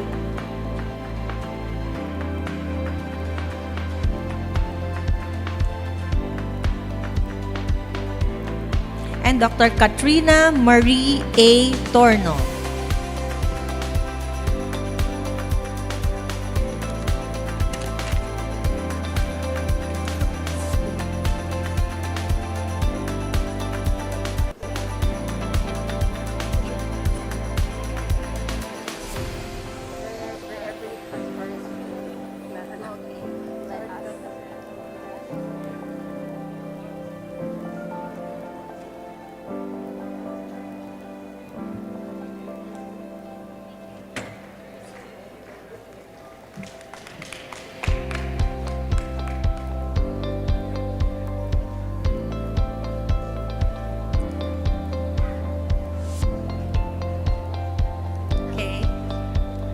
From Ospital ng Maynila Medical Center, chaired by Dr. Benedict Carpio, and with Training Officer Dr. Eileen Regalado Morales.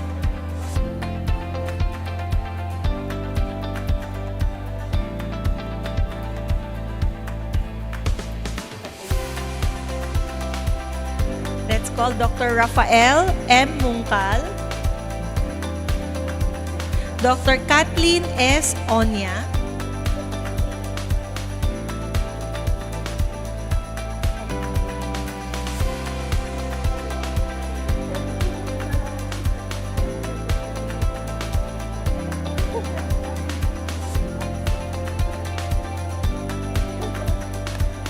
Dr. Cara Angela E. Sason,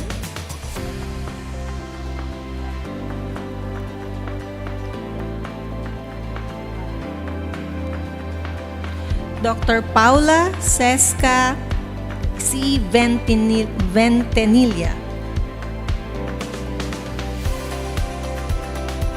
and Mitchell U. Eke.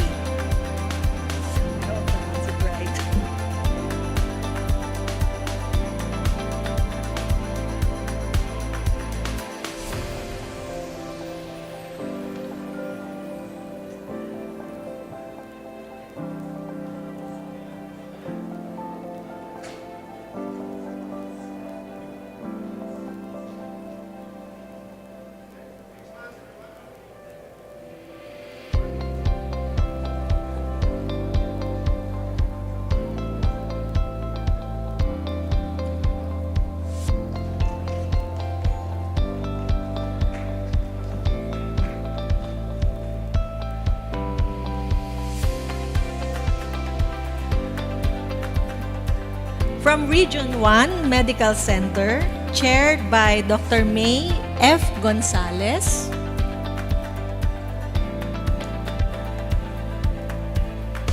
with Training Officer Dr. Maria Aurora Teresa Hortaleza Rosario. Let's call Dr. Maria Roma Gonzalez,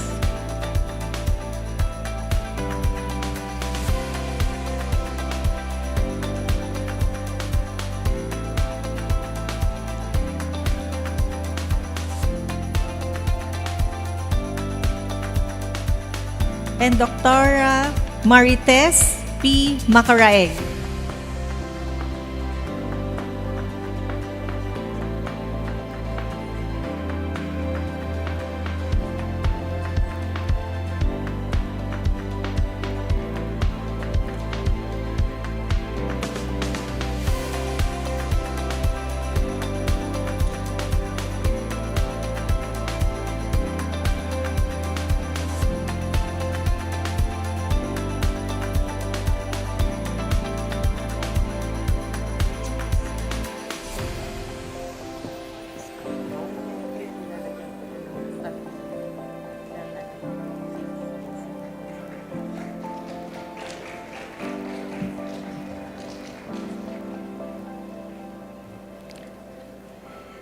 Next.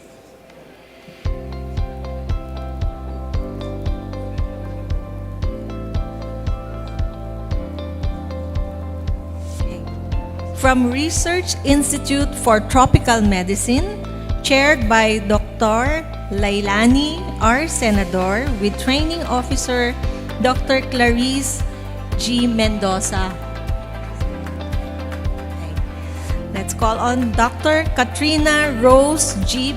Baluyot,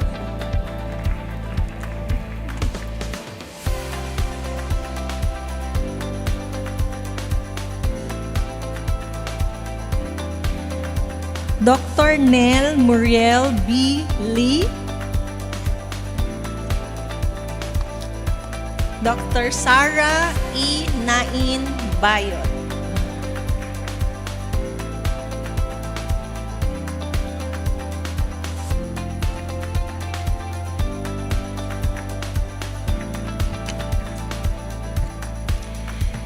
Dr. Marie Lorenz M.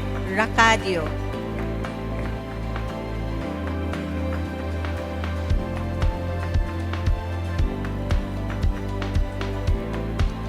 Dr. Jolan A. San Juan,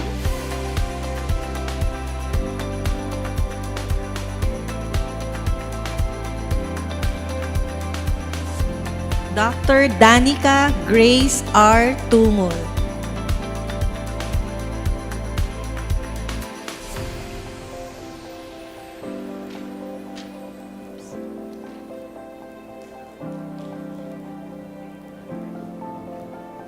and Dr. Francis Joseph G. Villanueva. Congratulations.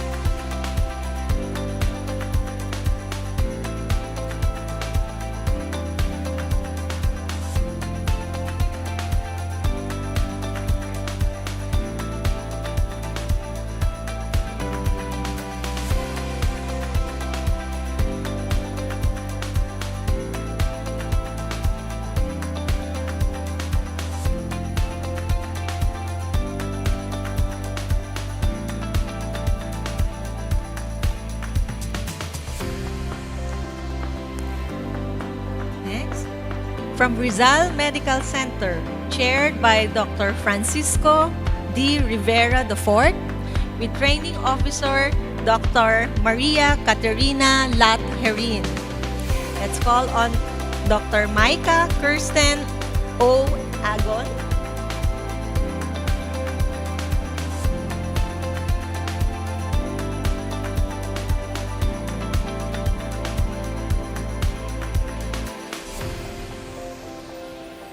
Next, Dr. Erica Kim R. Chan.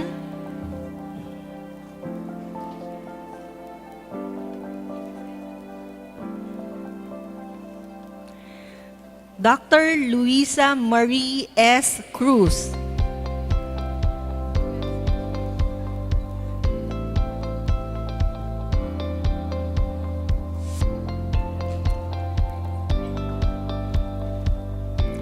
Dr. Christine E. Deguia.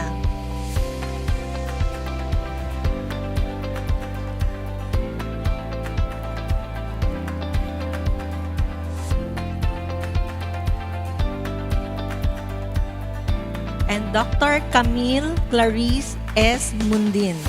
Congratulations.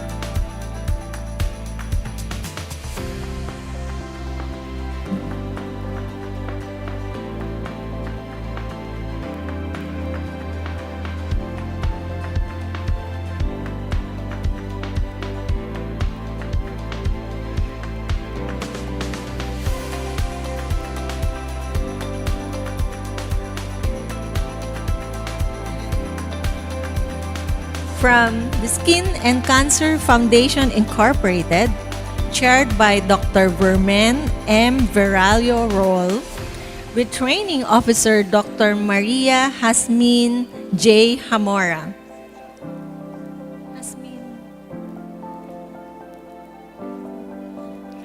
Let's call on Dr. Princess Sinia Agduma.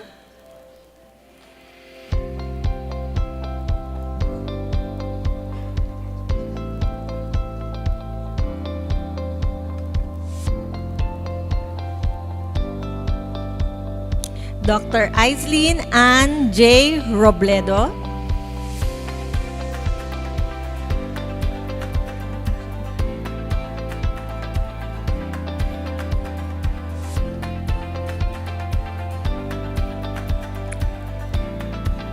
Dr. Mikiko L.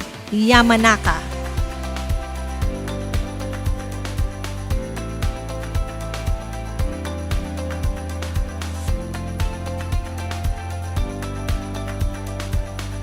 And Dr. Joan Marie L. Zulaybar. Congratulations.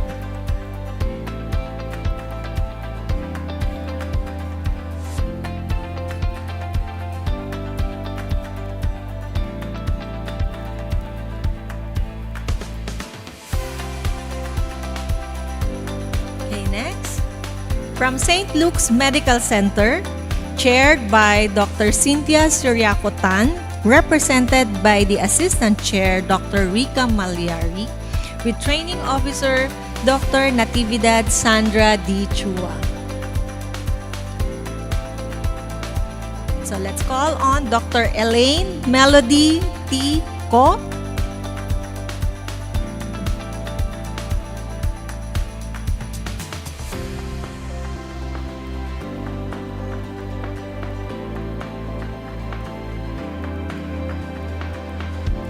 Dr. Felina Joyce P. D.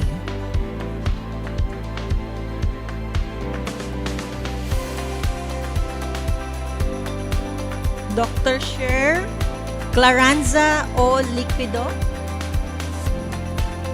Okay, that's it. Congratulations.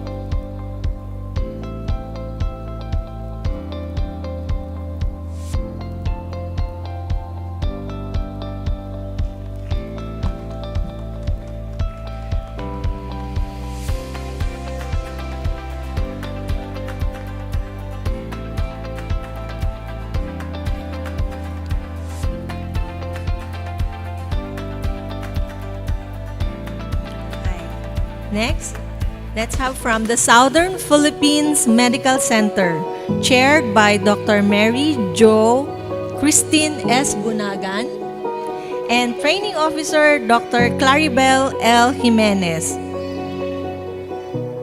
Let's call Dr. Zacharia B. Pario Jr.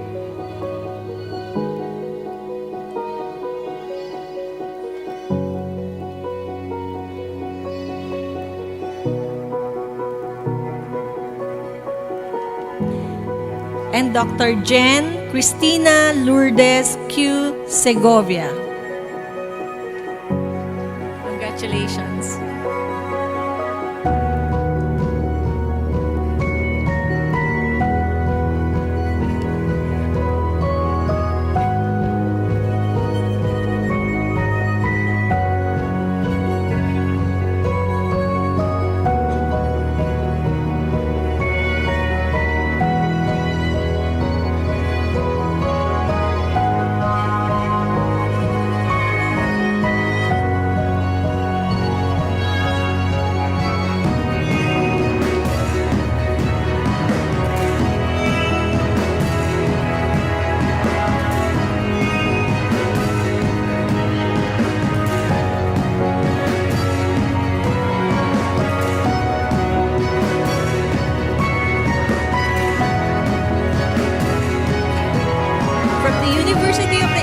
Ramon Magsaysay Memorial Medical Center, chaired by Dr. Camille B.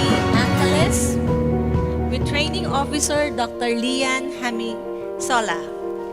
Let's call Dr. Nadine Elizabeth V. Romano.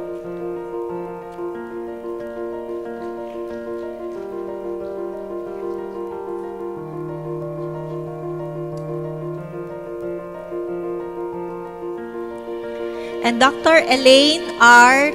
Tabayoyong. Congratulations.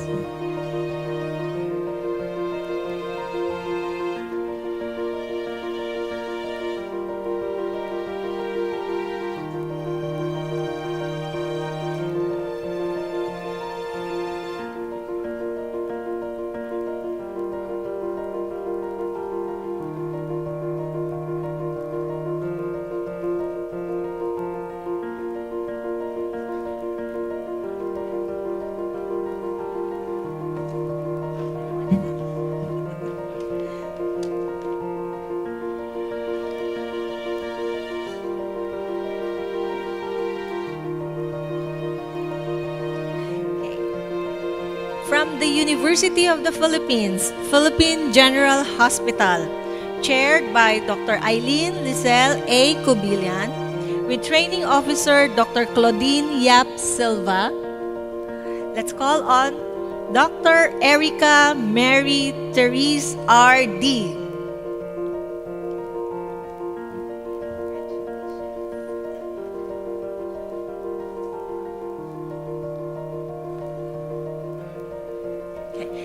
Dr. Raisa Celine Rojas Rosete.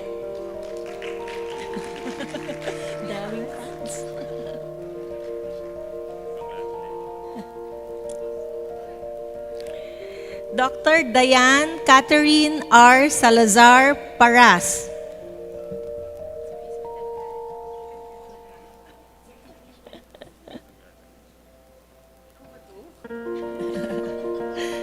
Dr. Cyrene Siriacotan. And Dr. Nicole Marella G. Tan. Congratulations!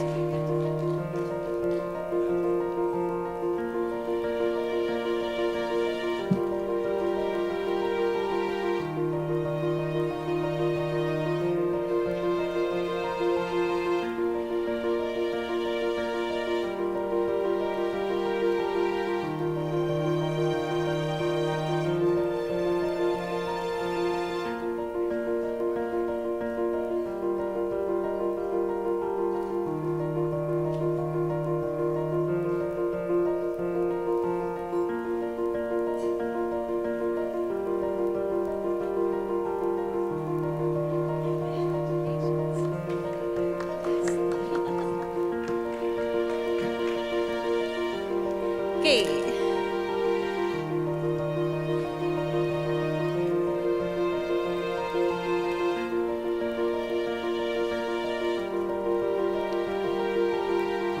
Next, from the University of Santo Tomas Hospital, chaired by Dr. Eleanor L. Letran, with Training Officer Dr. Bernadita O. Policarpio. Let us call Dr. Marie Denise R. Fernandez Vergara.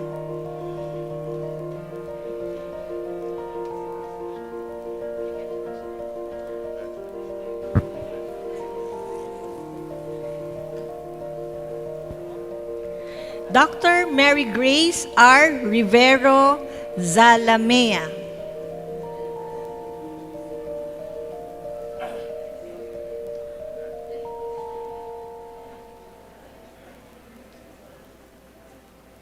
And Dr. Veronica Therese L. Villanueva. Congratulations.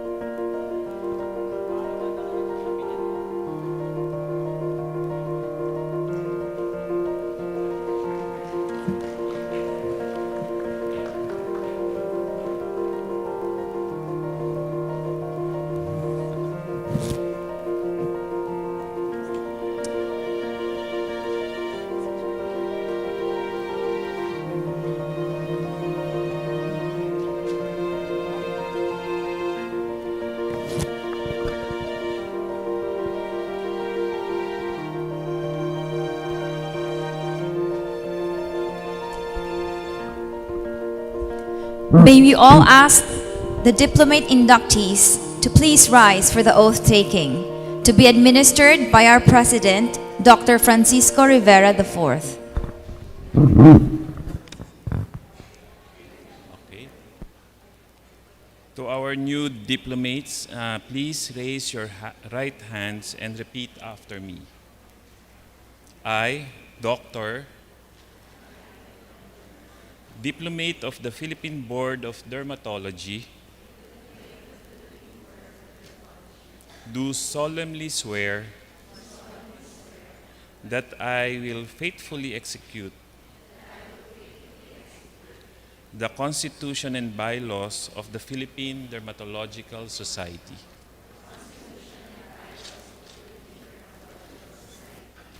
I will continuously upgrade my knowledge through continuing medical education and research, and unselfishly offer my services to the underprivileged. I will, to the best of my ability, protect, preserve, and uphold the goals of the Philippine Dermatological Society. I impose these responsibilities upon myself voluntarily,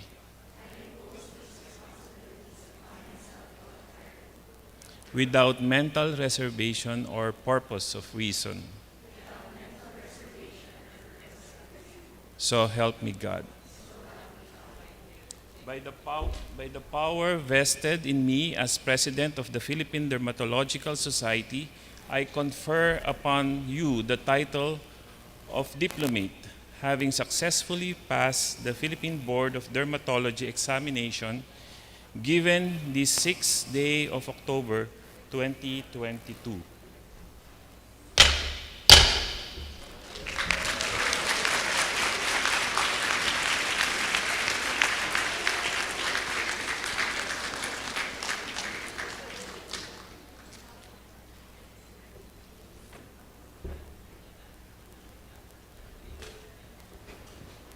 You now may take your seats, our dearest diplomates. Congratulations to our diplomates. By the way, your PDS identification card is also enclosed in your certificate envelope. Again, congratulations. So the past year was still very challenging, but as always, having that indomitable PDS spirit, all of you have proven that you are made of tougher stuff. Congratulations again to our newly inducted diplomates. We now proceed to the induction of our new fellows. Presenting the new batch of fellow inductees is the chair of the membership committee, Dr. Katrina Carmela Marie M. Belen.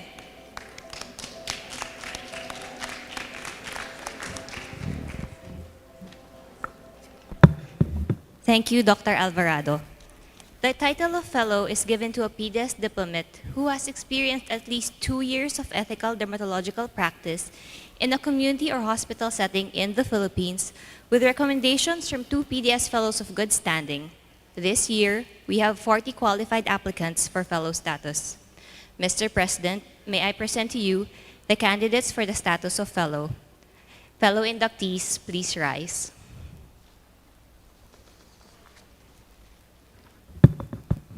Dr. Ana Cecilia Francesca Alvarez.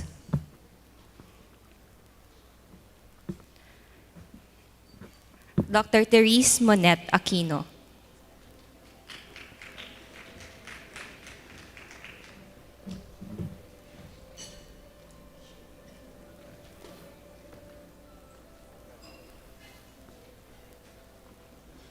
Dr. Andrea Marie Bernales Mendoza.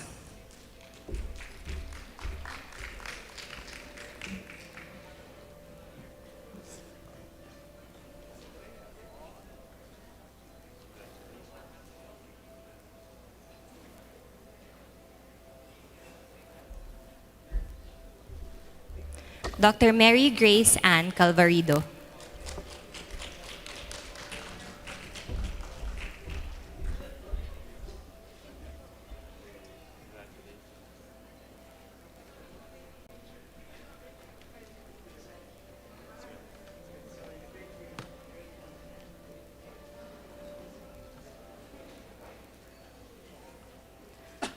Dr. Marie Len Camaklang Balmores.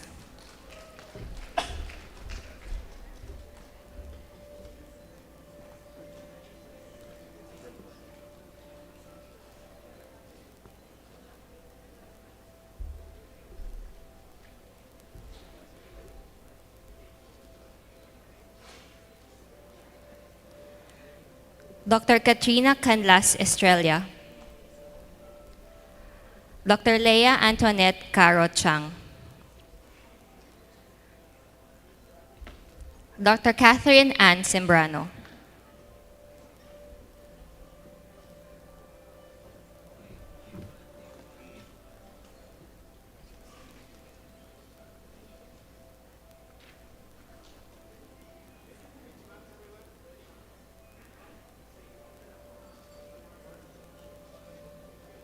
Dr. Cara Lynn Chia,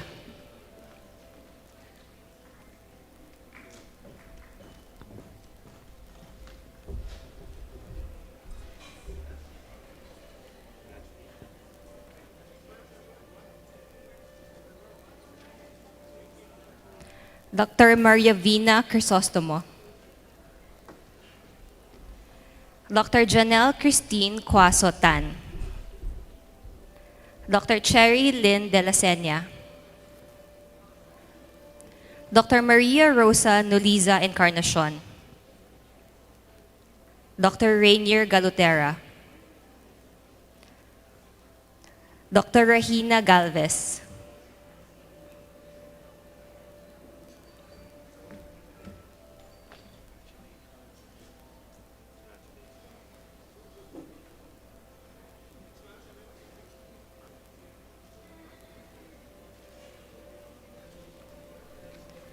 Dr. Mia Katrina Hervasio,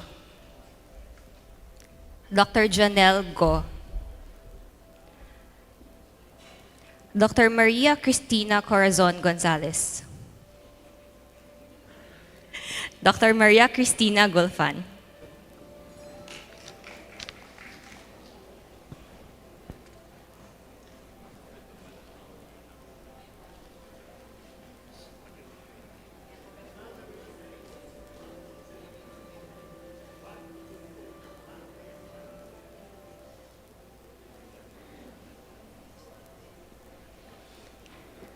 Dr. Lauren Margaret Howe,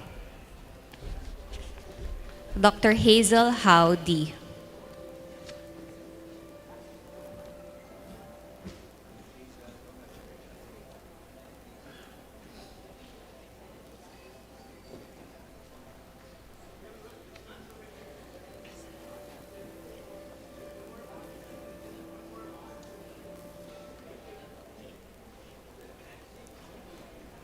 Dr. Maria Corazon Iniego Rodas, Dr. Fatima Jacinto Kalimag,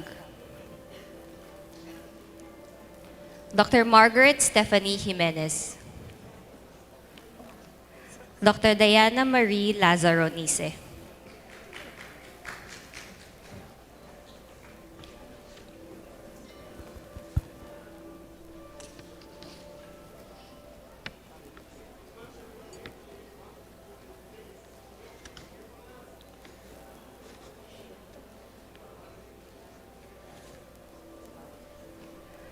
Dr. Felix Paulo Lizarondo,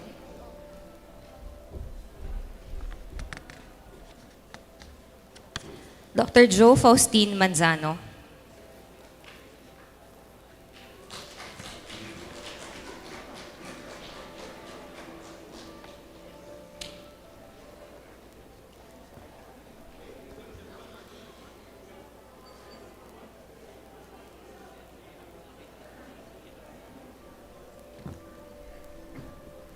Dr. Joanne Kate Milana Martinez, Dr. Riza Milante, Dr. Patricia Nashanseno, Dr. Beverly Ong Amoranto,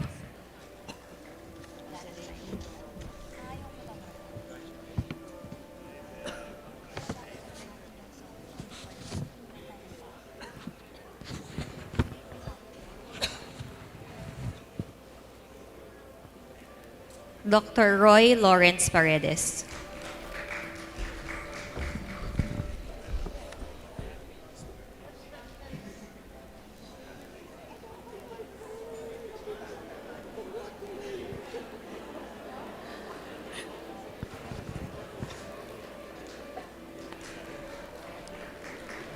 Dr. Maria Nina Fajardo Pascasio, Dr. Patricia Angelica Pastrana Mabanta.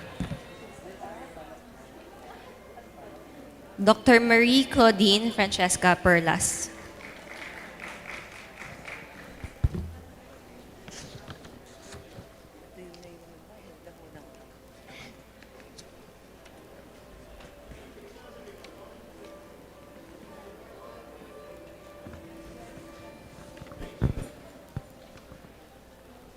Dr. Tanya Ramas Uypiching Reyes.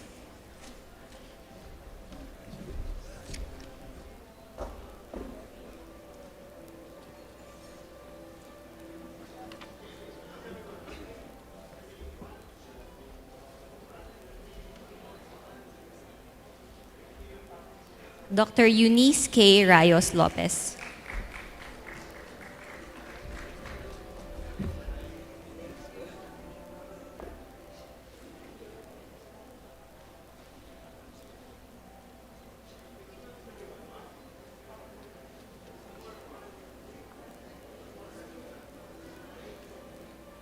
Dr. Reagan Gray Reyes.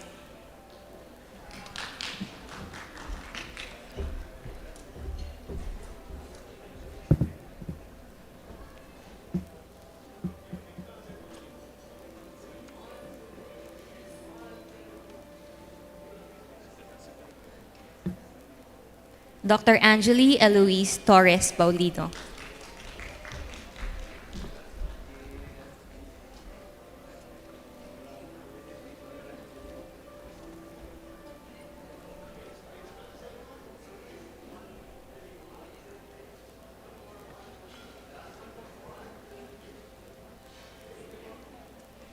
And Dr. Camelia Faye Tuazon.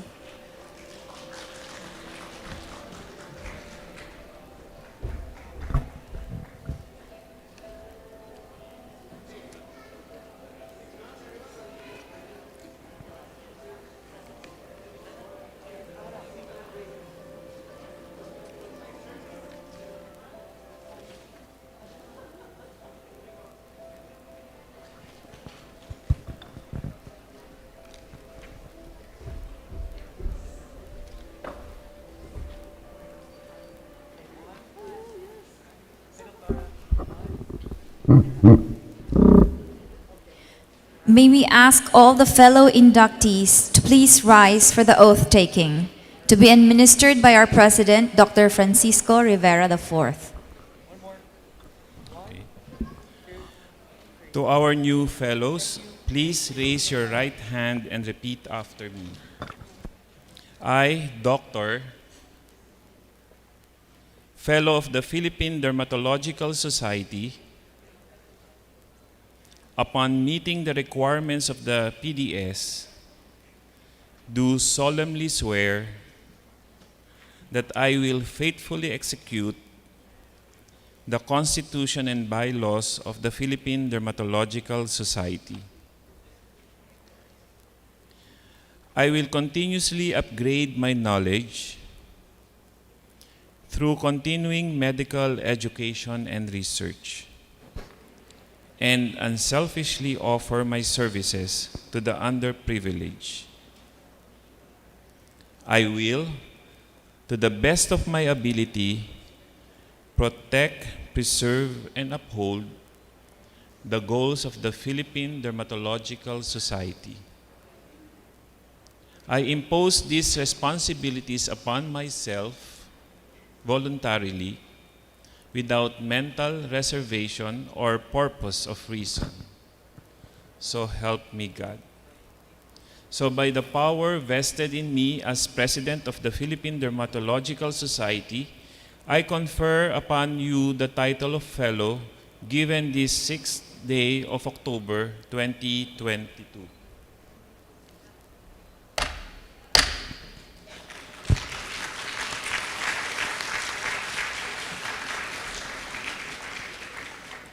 The inducted fellows may now take their seats.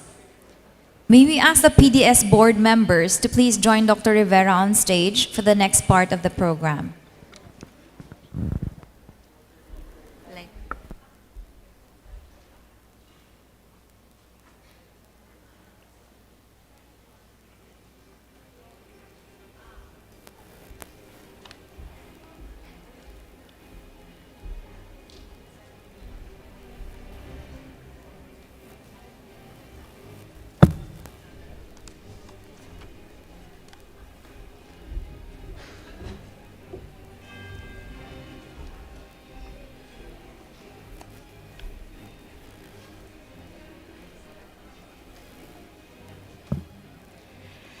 At this point, we are proceeding with the presentation of life members. It is my honor to present 9 PDS life members who have served the society for at least 20 years and have reached the age of 65.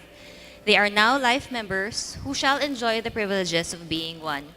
May I request all life member inductees to stand and be recognized. Congratulations to Dr. Josefina Mata, Life Fellow. Dr. Edna Nise, Life Fellow.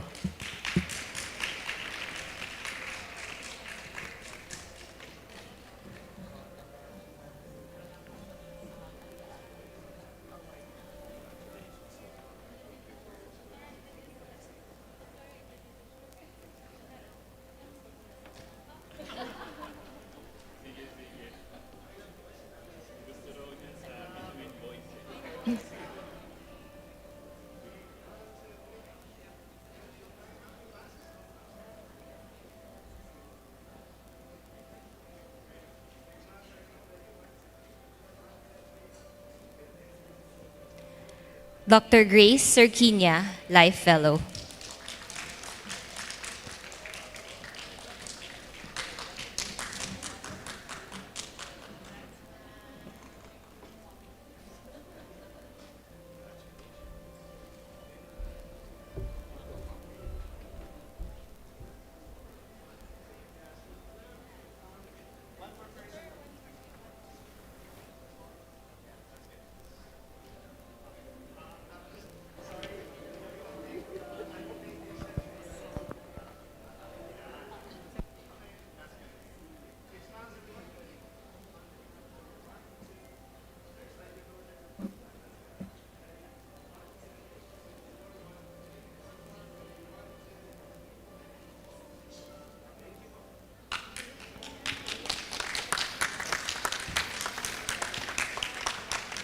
The rest of our life members opted to attend virtually.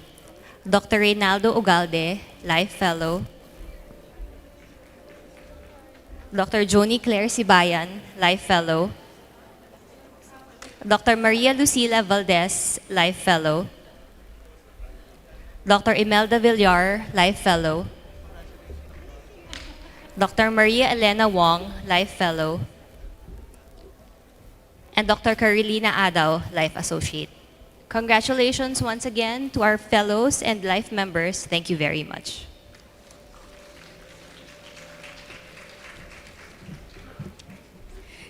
Thank you, Dr. Belen. Congratulations to all our new PDS fellows and life members this year. We are happy for your continuous growth and contributions in elevating Philippine dermatology. Let us now hear the response of inductees to be delivered by this year's PDS Board top-notcher, Dr. Christine E. De Guia from Rizal Medical Center.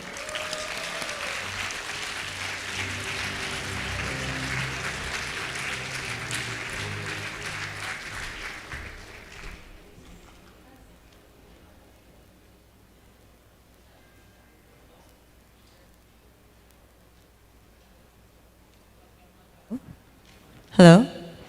Hey, good evening. I'm going to stay away from the podium because I also aspire to be like Dr. Veralio. So I hope that's okay with everyone. Good evening. Good evening to the Philippine Dermatological Society, Board of Directors, Officers, Board of Examiners, Membership Committee, Advisory Council, the Chairman, and the training officers. To our esteemed guest of honors, the presidents of the Philippine College of Physicians and Philippine Medical Association, to our esteemed, of course, inspirational speaker, to the fellows and the diplomates, to all our families and friends, a very pleasant evening to everyone. It is truly an honor to be standing before all of you tonight, representing all my fellow inductees on such a memorable occasion. So speeches usually begin with a thank you. Because really, no man is an island, and we would not be here celebrating our being inducted without so much help from other people. So, a very big thank you, first to the PDS for setting that standard of excellence that drove us to become excellent ourselves, to our respective institutions, and all the consultants, co-residents, and staff that we worked with and who helped train us to become diplomats. And of course, thank you to our families and friends for supporting and believing in us, and for being on the receiving end of all of our stress during your training. Our deepest and most heartfelt thank you. Of course, we never would have gotten here without a multitude of people helping and supporting us. But undoubtedly, no matter how much help is given, we also would have never made it if we didn't have it in ourselves. If we didn't have the grit and the tenacity to go through the grind of residency and work hard day in and day out for the past 3.5 years. So through the PDS, through our own institutions and departments, through our families and friends, and finally, through our own perseverance, we have achieved what we set out to do since our first day of residency. We are officially board-certified dermatologists. What an amazing feeling. Today is a culmination of what we have been working towards for so long.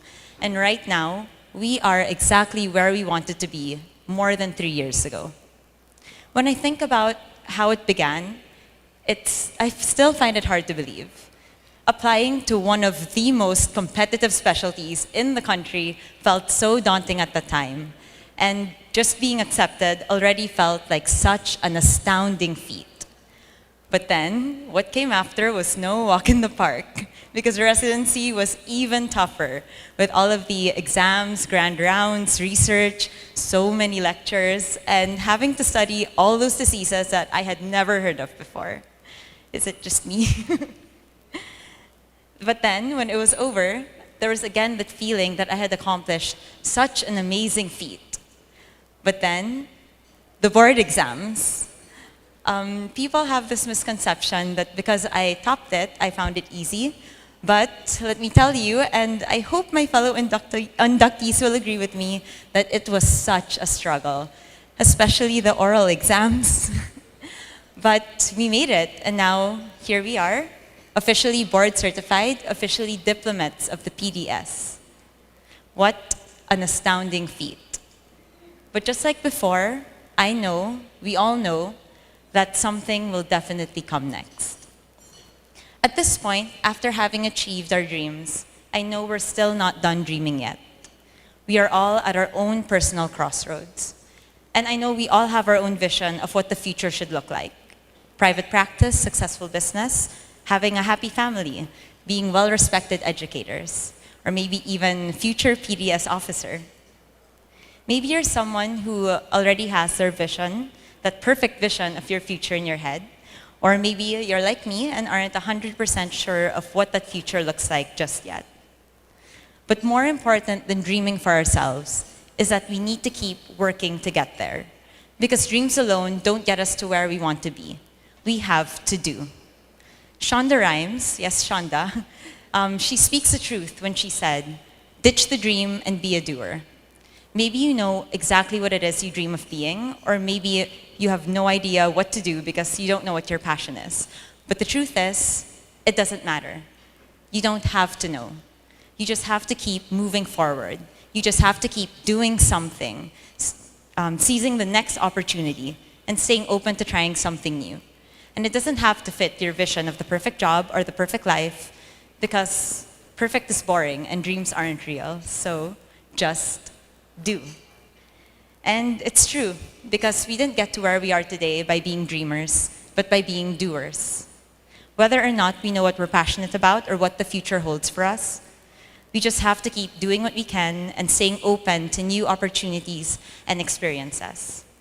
Even if it doesn't exactly fit what we had in mind in the first place, we never know where it might lead us, maybe to something even better. Look back to when we were applying for residency and just dreaming about being accepted. When we got there, it wasn't perfect. In fact, it was far from perfect.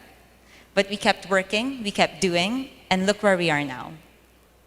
There were jobs in residency that we never thought we'd have to do. Sometimes we did not want to do, but we did them anyway. And all of that helped us grow, presented new opportunities for us, and maybe even made us realize that we had a passion for something that we never had before. Perhaps this next chapter in our lives will be just like that. Even if we have now achieved that dream of getting that very coveted DPDS status, the road that awaits us will still not be perfect. It will probably never be perfect, not in the way that we imagine it to be. There will still be struggle and uncertainty. But just like during the pandemic, even though things weren't ideal, we kept on going, we continued our training. And now we must also keep moving forward, keep on doing. And maybe in this way, we find that we don't have to achieve perfection, that maybe all we need is a sense of fulfillment in doing what we love and knowing that in our own small ways, we're making this world just a little bit better. Whether that's through private practice, successful business, becoming an educator, going into research, or maybe even trying to do a little bit of all of that. With everything that the PDS has built, there are so many opportunities and possibilities. And we are very fortunate to be part of a society that allows us to be more and to do more. Making this speech as the representative of all the inductees wasn't easy because I don't know what everyone here has gone through in their own institutions. I don't know your individual struggles, experiences, accomplishments, or dreams. I'm sure there are many, and I'm sure everyone has their own stories to tell. But I do know this. All of us have gone through the painfully high standards of PDS training and passed. So I know that we are all capable of amazing things. And I look forward to the day that each of our dreams come into fruition. And I hope that when this happens, we find not perfection, but fulfillment, happiness, and a world that was better than when we found it. So to all my fellow inductees and to everyone who helped us get here, congratulations. Thank you very much and good evening.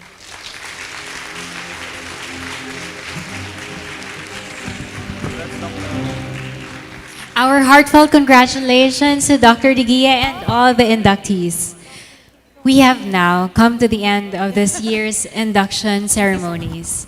And to formally close tonight's event, we have a recorded video message from none other than the Vice President of the Philippine Dermatological Society, Dr. Noemi Salta Ramos.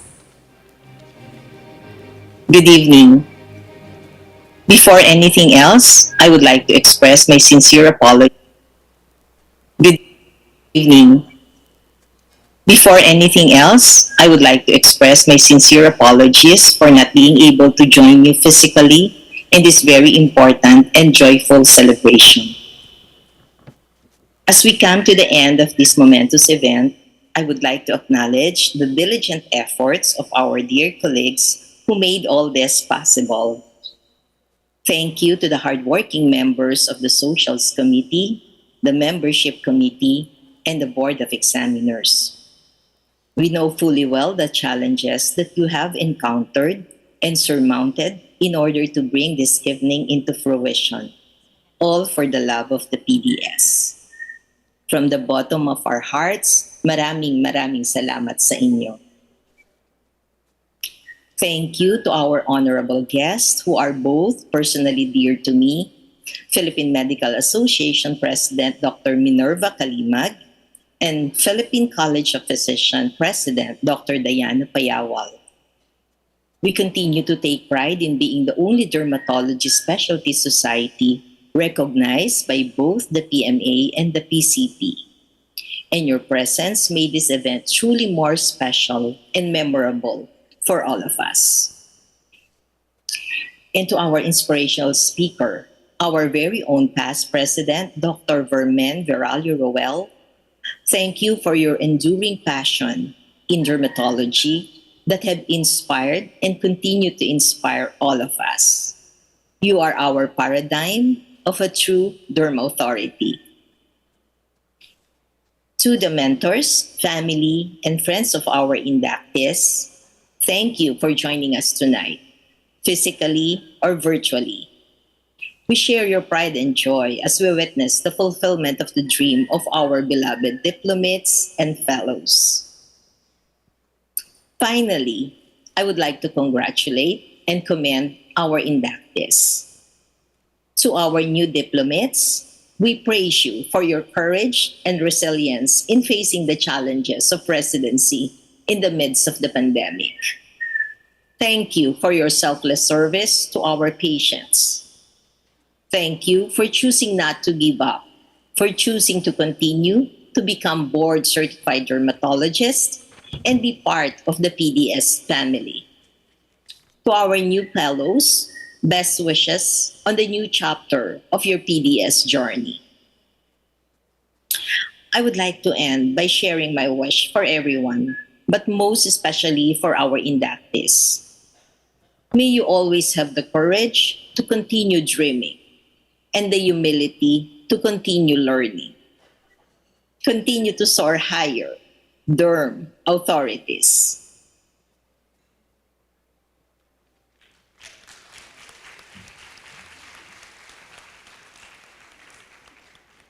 Thank you, Dr. Ramos. We will close tonight's program with the PDS hymn, which is the perfect expression of our society's credo, that we can make a difference in our lives and in our community. I'm Dr. Francesca C. Alvarado of the PDS Socials Committee. We hope you've had a great time and thank you for joining us tonight. Please all rise and let us all proudly sing the Philippine Dermatological Society's hymn.